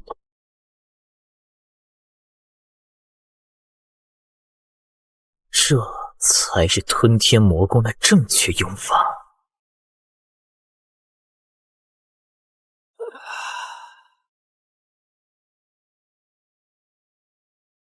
出来吧。老板，你都看到了。老板，不，主人，奴家从今往后就是您的人了，求主人不要杀我。奴家精通百般变化，擅长万种防中之术，保证把主人伺候得舒舒服服的。我靠，这小狐狸搞什么鬼？我他妈一句话还没说，他这戏就演全套了。只此一次，下不为例。主人放心，奴家以后一定乖乖的，好好伺候主人。哎呀，罪孽啊！我周某人自诩心智稳定，今日终究还是没能顶住这轻视妖姬的诱惑，要永坠无间了。哎呀，罪孽啊！我周某人自诩心智稳定，今日终究还是没能顶住这轻视妖姬的诱惑，要永坠无间了。不过，正所谓我不入地狱，谁入地狱？都说这美色是刮骨钢刀，周某人今日便要亲身试试它究竟有多利。走，跟我进屋。主人，舒服吗？舒什么舒？做好你的本职工作，再想看书。主人，真是答应给妲己看书了。看你表现。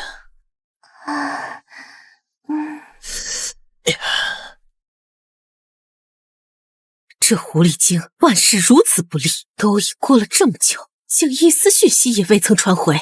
哼，幸好本宫早有准备，在你元神中留下了一道印记。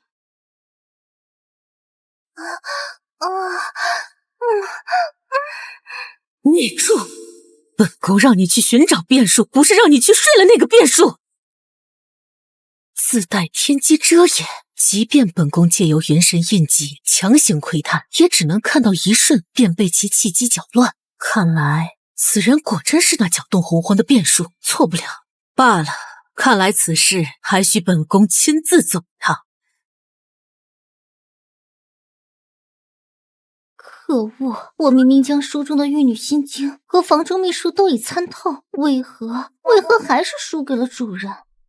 你也不想想，那本书是谁写的？难道还要告诉你，我绑定了加倍返还系统？你修行1日等于我修行100日，这房中术自然也是如此。燕家可在？本宫想看一看书。这是怎么了？大清早的，有客人上门，好事啊？不是客人，我好像听到了娘娘的声音。娘娘？哪个娘娘？女娲娘娘。操，女娲？不可能！我这书店有大道庇护，能遮掩一切天机，圣人也无法窥探。她是怎么找来的？也许是我太累了，出现幻听了。对，一定是幻听。燕家何故避而不见？怎么办？一定是娘娘知道了，她肯定知道我不仅没找到那个变数，还跟你睡了。完了，娘娘一定会扒了我的狐狸皮，做成围脖的。不用担心，你的任务已经完成了。要不然的话，女娲既然在妲己元神中埋下这种手段，可以随时追踪定位，那岂不是说昨晚我和妲己她全看见了？完犊子！千防万防，家贼难防。我这是被现场直播了，还是给圣人直播？你先在此歇着，别出去。这件事我来处理。主人，我的任务是寻找搅动洪荒的变数。主人说我的任务完成了，那岂不是说主人便是那个变数？后辈人族周旋，见过女娲娘娘。不愧是搅动天机的变数，看来你什么都知道了。娘娘说笑了。本宫此来有2事，其一，见见你这变数，如今看来尚可；其二，便是看看你这能蒙蔽天机的书殿有何神奇。魂殿家规矩，不知此物可否换一次阅览之机？乖乖，山河设计图，圣人出手就是不一样，顶级先天灵宝当门票。娘娘言重了，此物足矣。娘娘，请。可有推荐之书？娘娘既为人族圣母，又曾为妖教之主，想来这本在史之书最适合娘娘。莫非来上元始接引入敌，尔等竟敢如此欺我？书中内容是真是假？娘娘，这本书不过是我闲来无事胡乱编写的话本罢了。从封神亮节开始的后续，更只是我的臆想。不过，若看透这世间万物运转的本质，便会发现我这臆想与未来洪荒大事或许大差不差。你此话何意？意思很简单，总结起来便是6个字：信则有，不信则无。此乃招妖幡，你且收下，持此幡可号令天下万妖。抱歉，娘娘，我是人族。我明白了，此番大劫，本宫会出手。人族绝不能再沦为任由圣人收割气运的牲畜。迟来的深情，或者说是正义吗？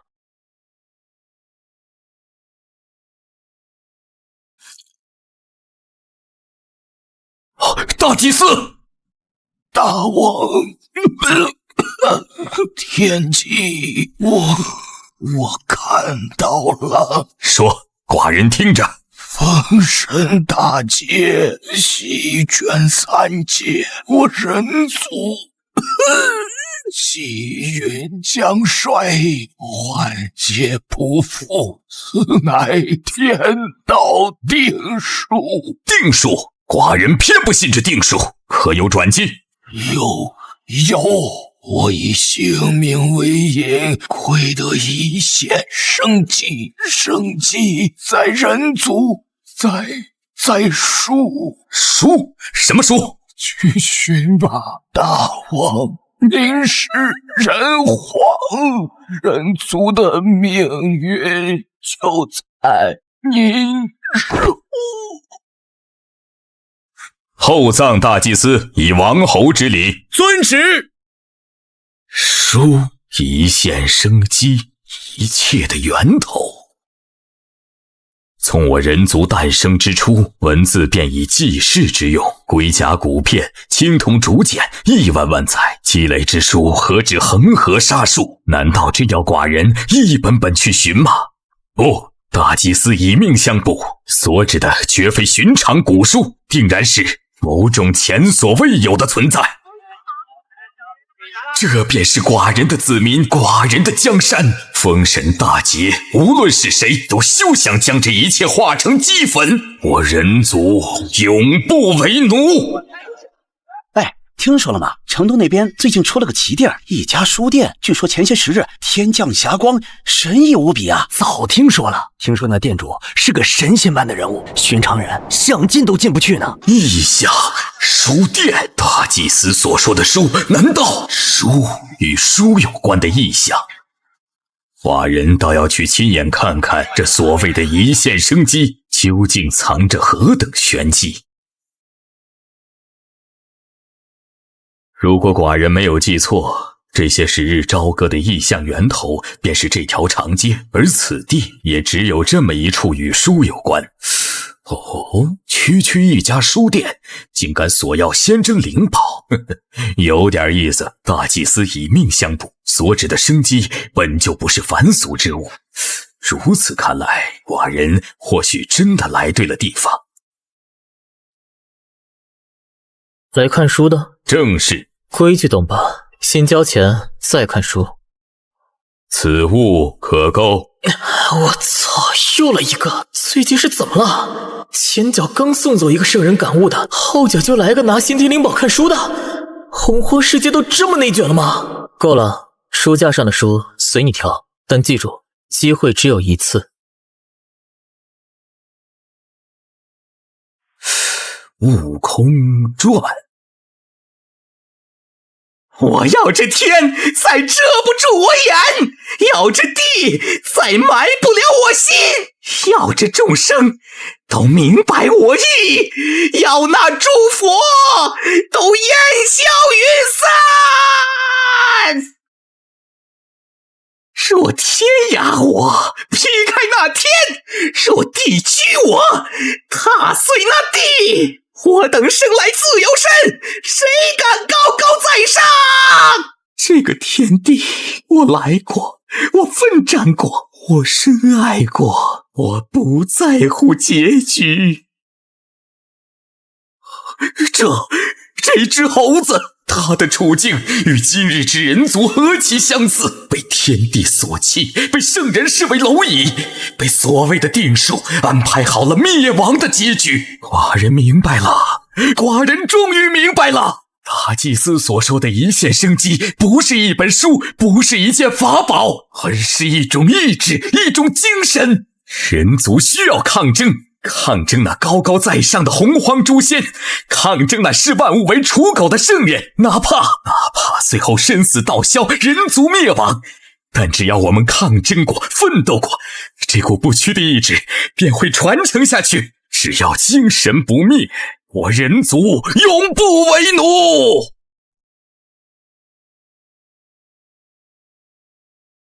人皇之躯不可修行，这自上古三皇五帝后便束缚人族的铁律，竟然被打破了。太乙金仙，这还只是开始，再加上我人皇之位，能引整个人族气运加深。纵然是那高高在上的圣人亲至，寡人也并非全无一战之力。书中虚构的悟空，竟然能具象于现实，化作真实不虚的力量与法宝。此等化虚为实的通天手段，匪夷所思。这位前辈究竟是何等恐怖的存在？多谢前辈赠此逆天机缘，大商乃至整个人族必将铭记前辈今日之恩德。不必谢我，前辈。万般神通皆是外物，能否抓住全看你自己，这是你自己的缘法，与我无关。寡人明白了。封神大劫将至，人族已到生死存亡之刻，寡人定会带领人族杀出一条血路。前辈，寡人告辞。神皇嫡系之所以选择悟空传，是因为有抗争精神吗？只可惜圣人之下皆蝼蚁，你要面对的可不止一位圣人啊！一拜天地，感念化生之德；二拜女娲圣母，庇佑我大商人族风调雨顺，国泰民安。三弟，封神亮节已起，清算开始了，希望这一次不会再执迷不悟。天道大事，圣人亦不可改，既定的命运不容更改。大劫再起，不知又有多少生灵要化为飞灰。清风明月，传我法旨，自今日起，我武装观紧闭山门，此2劫之内，山门永闭。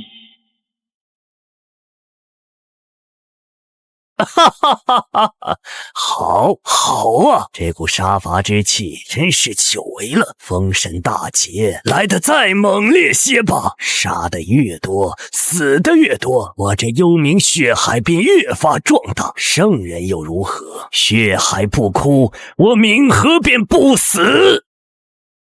封神榜立，亮节已开，阐教、截教、人道皆入节中。希望此番亮节过后，能为我这天庭填补些真正的神位，招揽些可堪一用的栋梁之才。沾着3界之主也当得太憋屈了些。请大王为圣母上香。人皇帝心，你便是此番谅解的开端。只有你先失德，惹得女娲师姐震怒，这法上之战方能名正言顺呐。贫道今日便助你一臂之力，让你惹下这个浩天大祸，能由圣人亲自为你出手，当真是你的荣幸。哈哈哈哈哈哈哈！寡人方才心有所感，灵光乍现，欲为女娲圣母题诗一首，以彰圣德。大王文采盖世，此诗一出，必将流芳千古啊！快为大王取笔墨纸砚来！不必纸砚，取笔墨来。寡人要将此诗刻于殿柱之上，与我大商江山共存，受万民瞻仰。混沌初分四象玄，苍冥无主乱云烟。团泥巧妇生灵骨，丽血轻彩日月天。开始了！封神大捷，有你这首吟诗，正式拉开序幕。断毫足以立四极，舞穷枯而护群贤。人族绵延千万载，有意挖黄创世篇。圣君，大王实乃圣君在世啊！此等赞颂圣母功德之事，前无古人。女娲娘娘若知，定会加倍庇佑我大商国祚万年。这怎么可能？我的七宝妙术无不刷，可惑人心，可乱心智。他此刻因被心魔控制，写下的当是那首吟诗才对呀。峰峦宝障锦飞长，尽是泥金巧样妆。区区远山飞翠色，翩翩舞袖映彩裳。这才是他该写的诗，为何会变成一首功德赞诗啊？该死的，到底是哪里出了问题？究竟是谁在暗中算计贫道啊？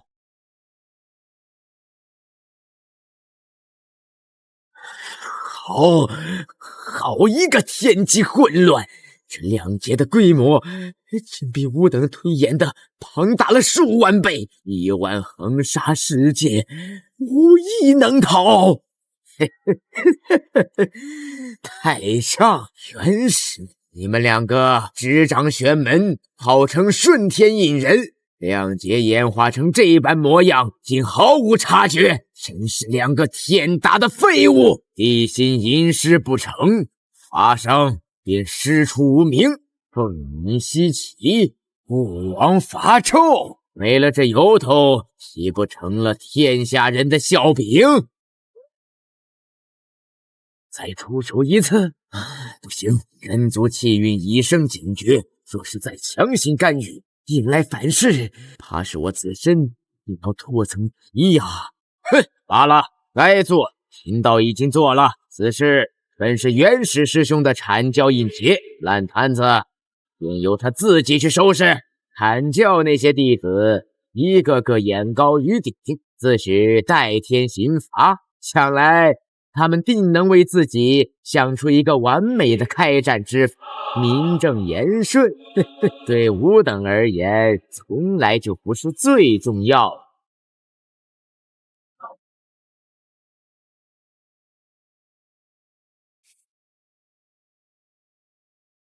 所谓的天道大势终于被撬动了第一块基石，这盘棋变得有趣起来了。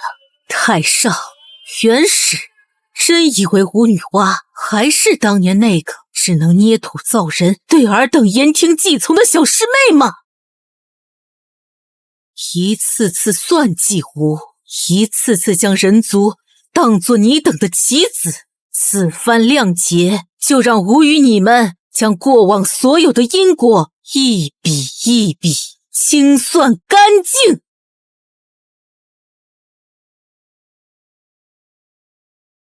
伯邑考拜见上仙。西伯侯之子果然气度不凡，不必多礼。贫道来此并无恶意，想来西伯侯的家书你已经收到了吧？是，3日之前家父密信已至，信中之意孩儿已经明了。天下大乱，必起于朝堂，武王伐纣的名可以由我们来造，但这朝歌的事却需要你来亲手搅动。贫道言尽于此，搅动着朝歌风云的事非你莫属，只是此举凶险万分，九死一生，不知公子心中作何想？若能以己之身成就我姬家万世大业，伯邑考万死不辞。好一个万死不辞！不愧是西伯侯的长子，有此觉悟，有此胆魄，大事可成。你且放心，阐教与西岐绝不会让你白白牺牲。待封神事毕，那中天北极紫薇大帝的神位当为你所留。什么？紫薇大帝？那可是父王与诸位上仙耗费无数心血方才谋得的无上尊位，怎可轻易于我？轻易？公子，那尊神位从来便是你的，如今不过是物归原主罢了。少仙此言何意？你可知你本非凡俗，乃是诞于太古洪荒天外紫微星的星主，只可惜于巫妖亮劫中意外陨落，真灵几经轮回，才转世为今朝的伯邑考。此番封神大劫既是结束，亦是机缘，正是你重归神位，再掌星辰的最好时机。我是紫微星主？自然，不然你以为什么命格之人都能承担得起紫微命格？好了，时间紧迫，直接说正事吧。你需死在这质子府中，但不能是自尽，必须是被杀。我们会散布消息，言说帝辛妒你贤明，恐你成为西岐之主，故而痛下杀手。人皇残害质子，不仁不义，天下共愤。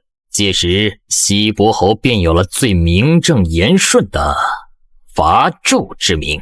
与此同时，天意亦会显现，凤鸣西岐，圣主将出，人心所向，大势所趋。我知道了，如此一切便有劳上仙与阐教诸位师长了。静候佳音。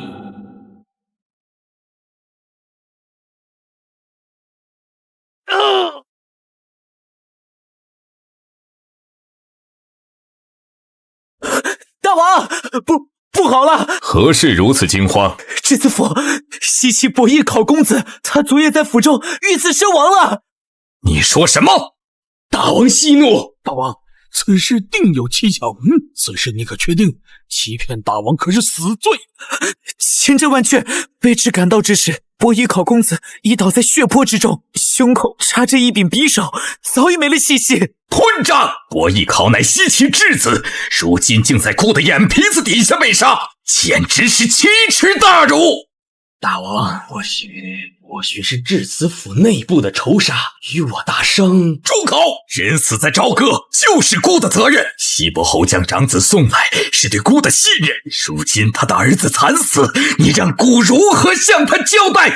如何向天下诸侯交代？按孤的旨意，立刻封锁整个质子府，一只苍蝇都不许飞出去。肺中有魂，你们二人协同司寇府，给孤彻查，从质子府的奴仆到守卫，一个一个的审，就算是掘地3尺，也要把凶手给孤揪出来。孤要用他的头颅去祭奠伯邑考。臣遵旨。侯爷，不好了，赵哥传来急报，大公子他……别哭，讲清楚，考儿他怎么了？大公子被杀了。什么？你说什么？放肆！此等大事，岂容你胡言乱语？是真的，将军，消息千真万确，大公子在质子府内遇刺身亡了。一心匹夫，欺人太甚！大公子贤德仁厚，与世无争，他怎下得去如此毒手？此举不只是要断侯爷的后嗣，更是要绝我西岐的命脉啊！大公子乃我西岐未来之主，杀害大公子便是对我西岐宣战。如此心胸狭隘、残害质子、毫无信义之人，有何资格高居人皇之位？简直是我人族之耻！住口！都给本后住口！此事尚无定论，或许另有隐情，不可妄言功法，以免陷天下于战火，令生灵涂炭。考儿在天之灵也不会愿意看到的。侯爷糊涂啊！这根本不是隐情，是帝辛的阳谋啊！他就是要借此打压您，打压我们西岐。一旦选择退让，未来帝辛的手段定是变本加厉呀！如今大公子惨死，我西岐上下若无半点反应，岂不让天下人耻笑我西岐无人，人人宰割？请侯爷下令，为大公子报仇，为西岐雪耻！请侯爷下令，为大公子报仇，为西岐雪耻！反了！推翻暴政，诛杀帝辛！侯爷既已决断，当需一人统领三军，不知元帅之位。元帅之选，国王心中早有人选。此人上知天文，下知地理，胸怀韬略，富有乾坤。究竟是何方神圣？传国王将令，拜江上、姜子牙为我西岐三军最高统帅，即刻出兵征讨朝歌。末将南宫氏愿为先锋。我等誓死追随侯爷，追随姜元帅，踏平朝歌，为大公子报仇。击鼓出征，此战不灭伤，誓不还。报，大王，西岐800里加急军报，讲西伯侯姬昌，他反了。他以大公子伯邑考之死为名，拜姜子牙为帅，尽起西岐之兵，正向我大伤杀来。放肆！好一个姬昌！孤王念他年迈，留他一命，他竟敢以卵击石，图谋反叛，真是自寻死路！西岐姬昌，不过是棋子罢了。圣人，这便是你们的谋划吗？另起一脉，让我人族自己内斗，借机消耗人族气运，好趁虚而入。好，很好，孤王便陪你们玩到底。区区西岐乱臣贼子，何足挂齿？孤王要让天下人都看看，反叛大商是何等下场。太师何在？老臣在。孤王命你为三军统帅，持金鞭，掌调兵之权，尽起朝歌大军，平定西岐。凡有不从者，先斩后奏。老臣遵旨，不破西岐，誓不回朝。再传旨天下，广招天下能人义士，无论先凡，不问出身，但凡能助我大商平叛者，皆加官进爵，封其印子。终于要开始了吗？请侯爷下令，为大公子报仇，为西岐雪耻。都起来吧！孤王一生敬天法祖，忠于社稷，为天下安宁，孤王忍了；为西岐百姓，孤王也忍了。可他帝辛断我子嗣，绝我西岐之望，此等暴君，禽兽不如。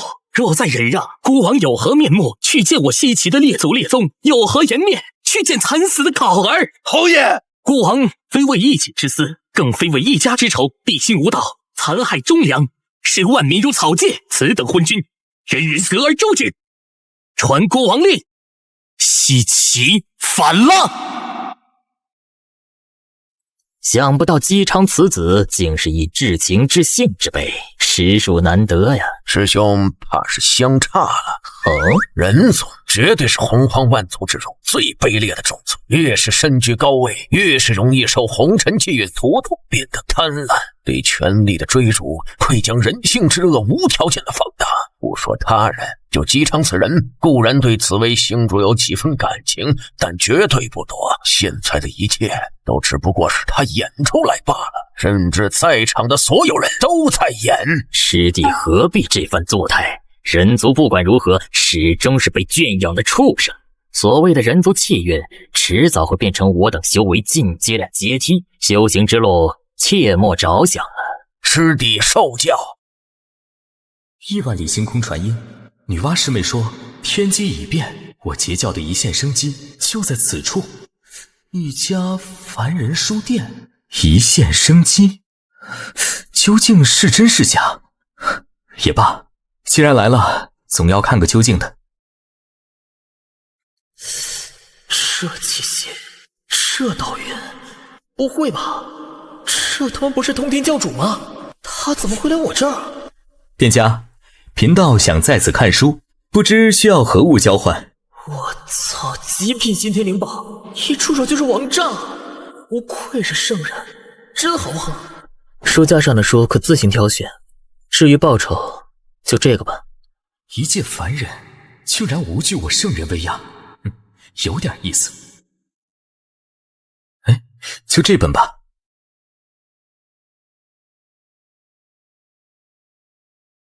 谁在抽屉？哪个敢言不办？杀到世间，无人敢称尊。纵使天地无我，我依旧自成一道。杀到天地无我，我依旧自成一道。宁折不弯，一往无前，虽千万人吾往矣。这才是真正的剑道。我明白了，我明白了。圣人之尊也是枷锁，不忘初心，方得始终。我知道，当为截取一线生机，为万物截取一线生机，管他天数定数，我自一剑破之。检测到顾客通天获得大罗剑胎，他化自在大法，宿主获得加强版奖励。这是大罗剑胎，他化自在大法，化虚为实，书中之物竟能出现在现实之中。将一个世界的法则与宝物化为实体，这是何等伟力！这书店里有3000本书，岂不是代表着3000个大千世界？而每一个世界的修炼体系都截然不同。难道这位前辈以一己之力创造了3000世界？这等存在早已超脱圣人，甚至超脱了天道。多谢前辈赐予机缘，今日之恩，通天永世不忘。我尼玛，你一个圣人拜我，是怕我活得不够长吗？一切自是缘法，不忘初心，方得始终。你能找到自己的道，是你自己的造化。晚辈通天，斗胆想请前辈论道一二，为晚辈指点迷津。过犹不及，贪得无厌，非是好事。你今日所得已多，好自领悟吧。是晚辈梦浪了，多谢前辈教诲，晚辈告辞。差点他妈就被拆穿了。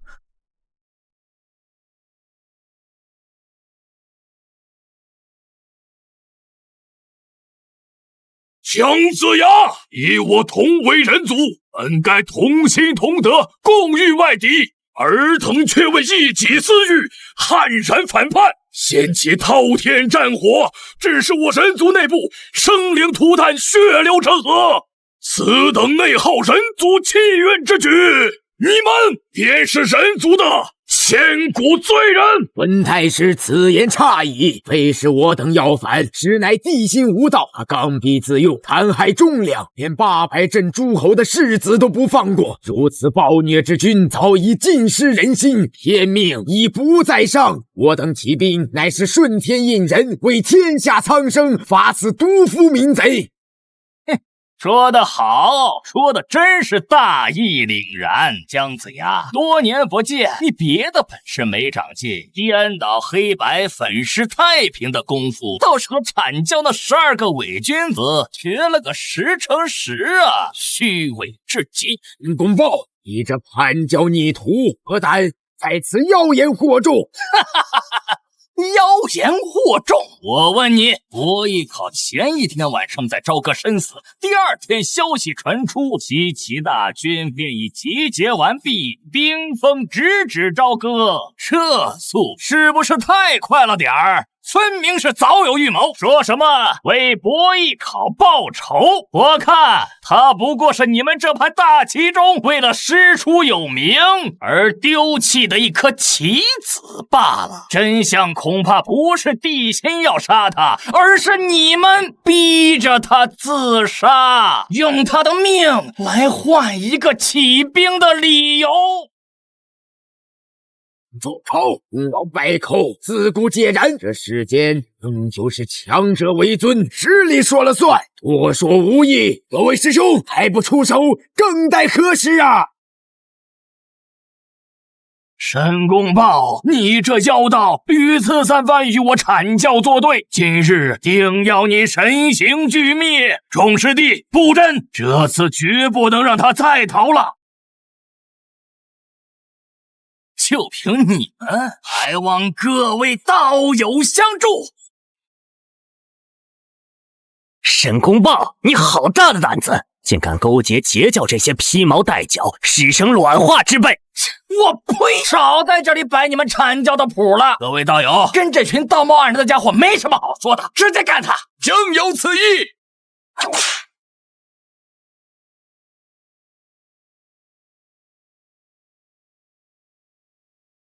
怎么可能？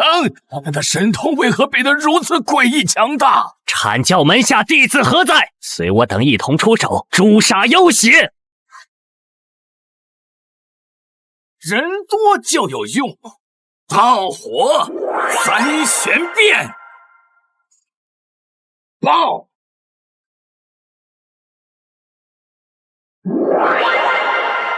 大地杀阵，起！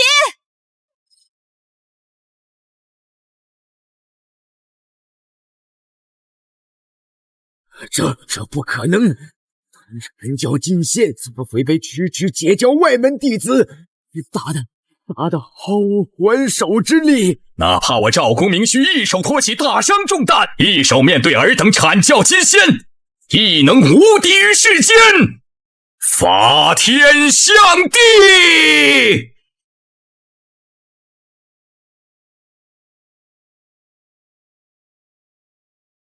师兄，救我！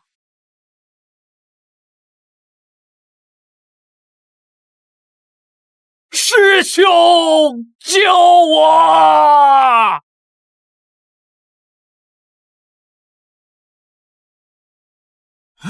南极师兄，云中子师兄，你们终于来了！哼，一群废物！堂堂阐教12金仙，元始师尊的亲传弟子，竟然被区几个截教妖女和一个叛徒打成这副德行，真是丢尽了我阐教的脸面！申公豹，你这数典忘祖的叛徒，今日便是你的死期！还有你们不识天数，胆敢插手西岐之事，今天本座就一并清理门户，送你们通通上那封神榜！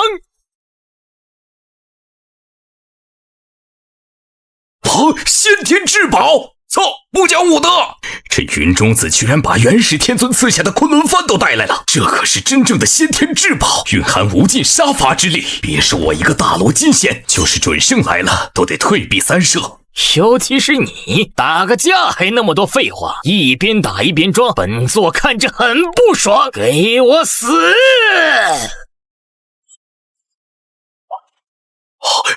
师妹救我！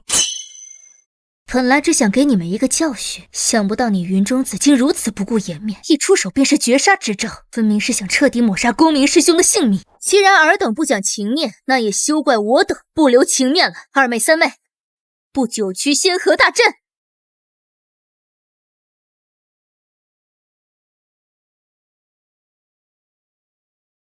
是。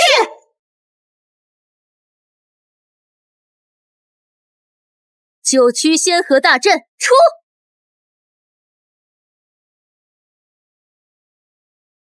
切，我还以为是什么逆天大阵，原来只是故弄玄虚。就这点能耐，连一丝一毫的杀伐之气都感受不到，雕虫小技罢了。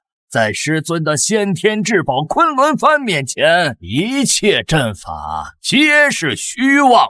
笑吧，希望你们以后还能笑得出来。我的法力，我的道行在消失。师兄，你怎么会？这是血神仙水，让血人顶上三化，灭人胸中武器。我们的根基正在被磨灭。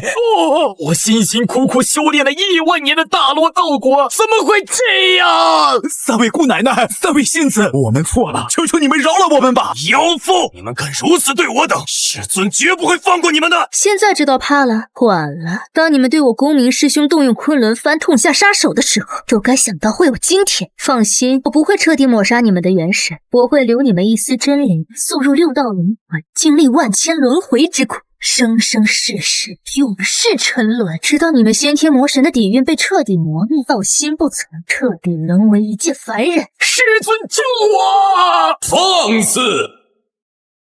好一个三霄，好一个截教，竟敢如此折辱无知门徒！没了，我的大罗金仙道果没了，全都没了。师尊呐！弟子的修为，弟子的元神境界只剩下地仙层次了呀！1万年的苦修毁于一旦了呀！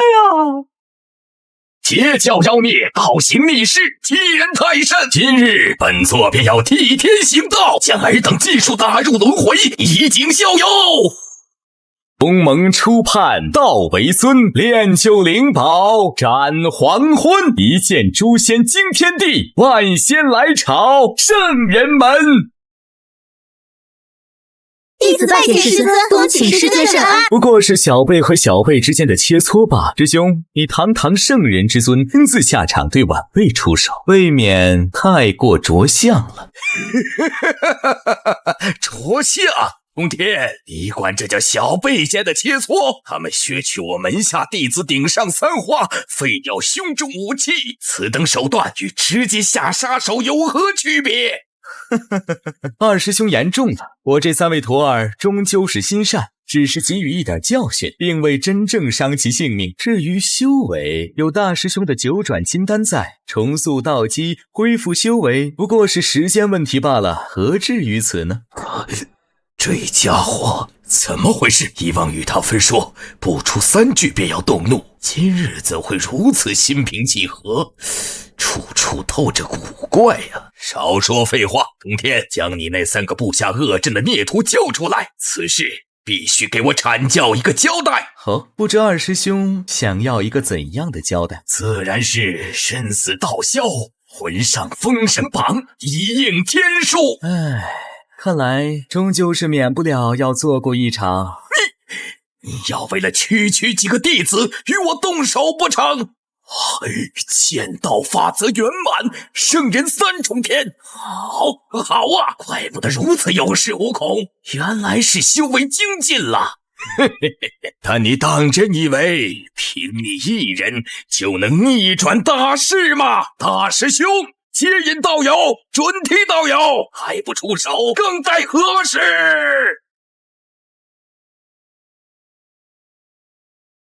三弟，现在你拿什么跟我斗？三弟，收手吧，大圣气数已尽，截教何该有此一劫？此乃天道大事，非人力可改。你若再一意孤行，休怪我等不念兄弟情义了。兄弟情义，大师兄，你既已请来外人，准备4圣联手对付我一人，此刻还谈什么兄弟情义？废话少说，动手吧！今日我便用手中之剑，究竟是尔等口中的天道大事不可为，还是我通天的人定胜天？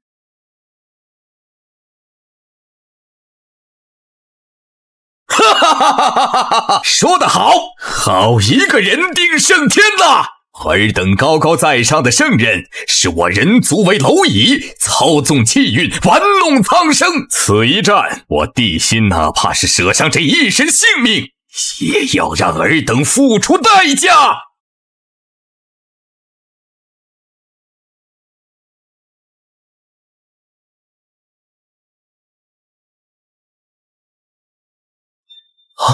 人皇，痛快爽快！没想到梧桐天也有志同道合之人。好，今日便让吾等二人与这些虚伪的圣人战个痛快。师兄，莫不是忘了我这位师妹？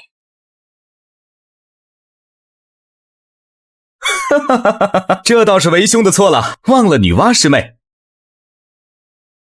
一切终究是改变了。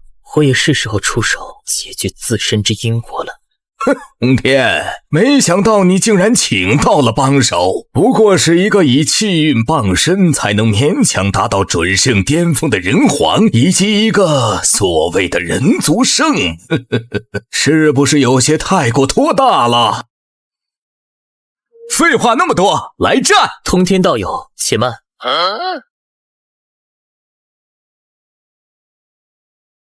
贫道与这元始天尊有因果尚未了解，不如就把他交给贫道如何？原来是前辈，一切自然听凭前辈安排。你是何人？我与你素不相识，何来因果？此乃我等兄弟之间的家事，阁下还是不要插手为好。不认识吗？这就是最大的因果。大师兄，这一切的幕后推手便是你吧？今日我便与你清算所有因果。久闻接引师兄的梦中正道之法，玄妙无比。今日师妹却是要来见识一番了。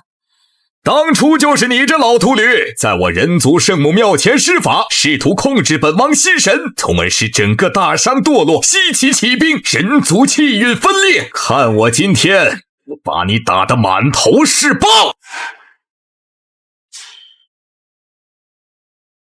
这是空间法则，阁下究竟是何人？贫道确信与你并无瓜葛。此番封神两劫，乃天道大事，你我皆为玄门中人，何必为了区区截教与我为敌，沾染这无边因果？因果必须了结，不知好歹！既然你执意寻死，贫道便成全你。在本座的紫霄神雷之下，纵使准圣巅峰，也得化为飞灰。你死定了！圆满的吞噬法则，该死！这还要多亏你与那太上老君的好徒弟，有他们源源不断的提供本源，我才能接着通天魔棍修炼到如此境地。现在让你尝尝自己紫霄神雷的厉害！庶子干儿！真搞不懂像尔等这般是如何称得上。论战斗，你们远不及巫族时期，只能低头做人；论法则领悟，尔等连女娲都不如。说到底，不过是所谓的天命吧。而我最讨厌的就是天命，天地拳。不可能！徒手打碎极品先天灵宝，这是族才能拥有的肉身，你怎么可能？原来传说中的天道圣人也不过如此。六道轮回拳。一切都结束了。不知小儿，我等乃天道圣人，元神寄托天道，天道不灭，圣人不死，你杀不死我的！不死，这不是最好的沙包吗？正愁我这无数神通无处施展，真是瞌睡来了送枕头。佛怒连连。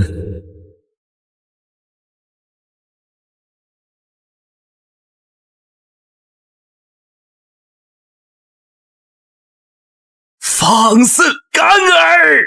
曹字见血，击杀我也！阁下不要太过分了。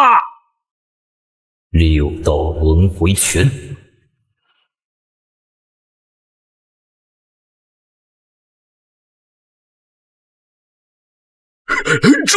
住手！道友，请住手啊！道友神通盖世，贫道认输了。只要道友高抬贵手，任何条件贫道都答应。昆仑山的宝库任你挑选。宝库？你觉得我看得上你那些破铜烂铁？那道友想要什么？只要贫道友无有不允。你我之间并无深仇大恨，何必不死不休啊？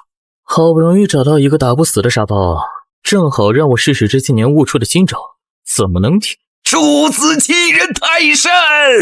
本座乃盘古正宗天道圣人，今日就是道也于此，也要与你同归于尽！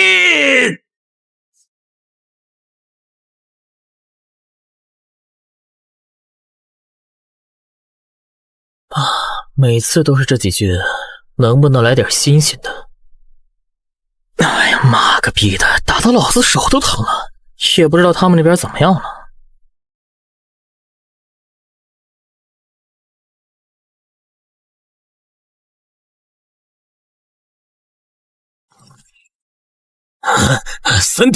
三弟，快住手！你我乃是同门师兄弟，盘古三清一体，何至于此？是大师兄错了，大师兄不该与元始联手算计你截教。你快停下，我们重归于好，再进学门。现在知道错了，晚了。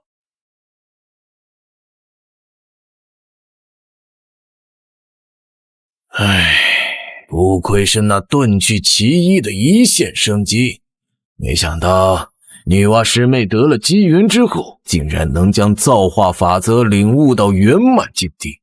这一局论道是师兄输了，希望师兄说到做到，莫要再耍无赖了，否则的话，别怪吾下手无情。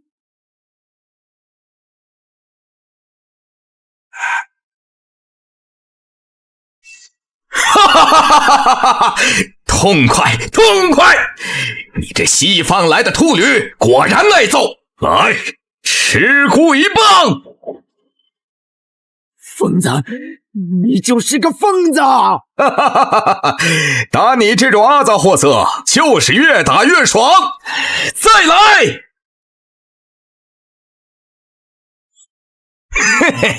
本座乃天道圣人，万劫不磨，不死不灭。你这蝼蚁，就算再杀本座10000次，又能如何？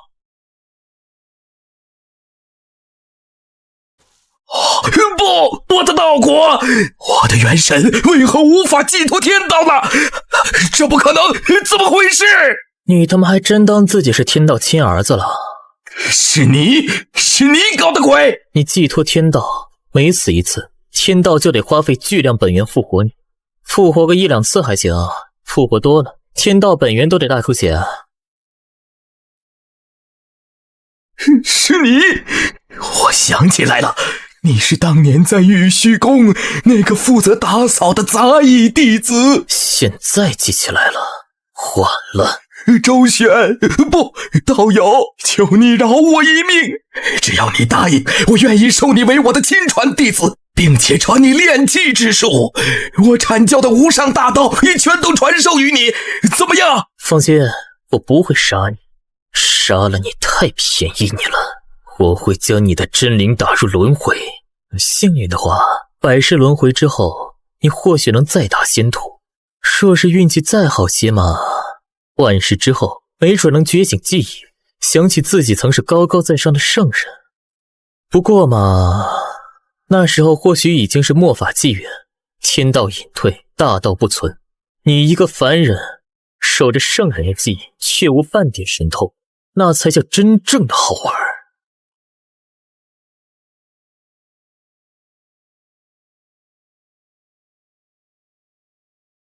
此事就麻烦道友了。道友尽管放心。天降血雨，圣人陨落，怎么可能？是哪位圣人？元始天尊的气息消失了，道果崩碎，真灵入了轮回，一切都结束了。哎呀，还是我这书店待着舒服。奇怪，总觉得好像忘了点什么事啊。算了，不管了，走，跟我进屋。你主人我最近对阴阳双修大道又有所顿悟，这便传授于你。主人，楼下实在是有些吃不消了，要不您把那三香奶奶也收了吧，姐妹们也好有个伴儿。倒也不是不可以，不过此事日后再说。今天你主人我就想降妖除魔。是啊，请尽情吩咐妲己，我的主人。轻轻翻开一页，指尖流淌古今，书中自有颜如玉，眼神映出星辰。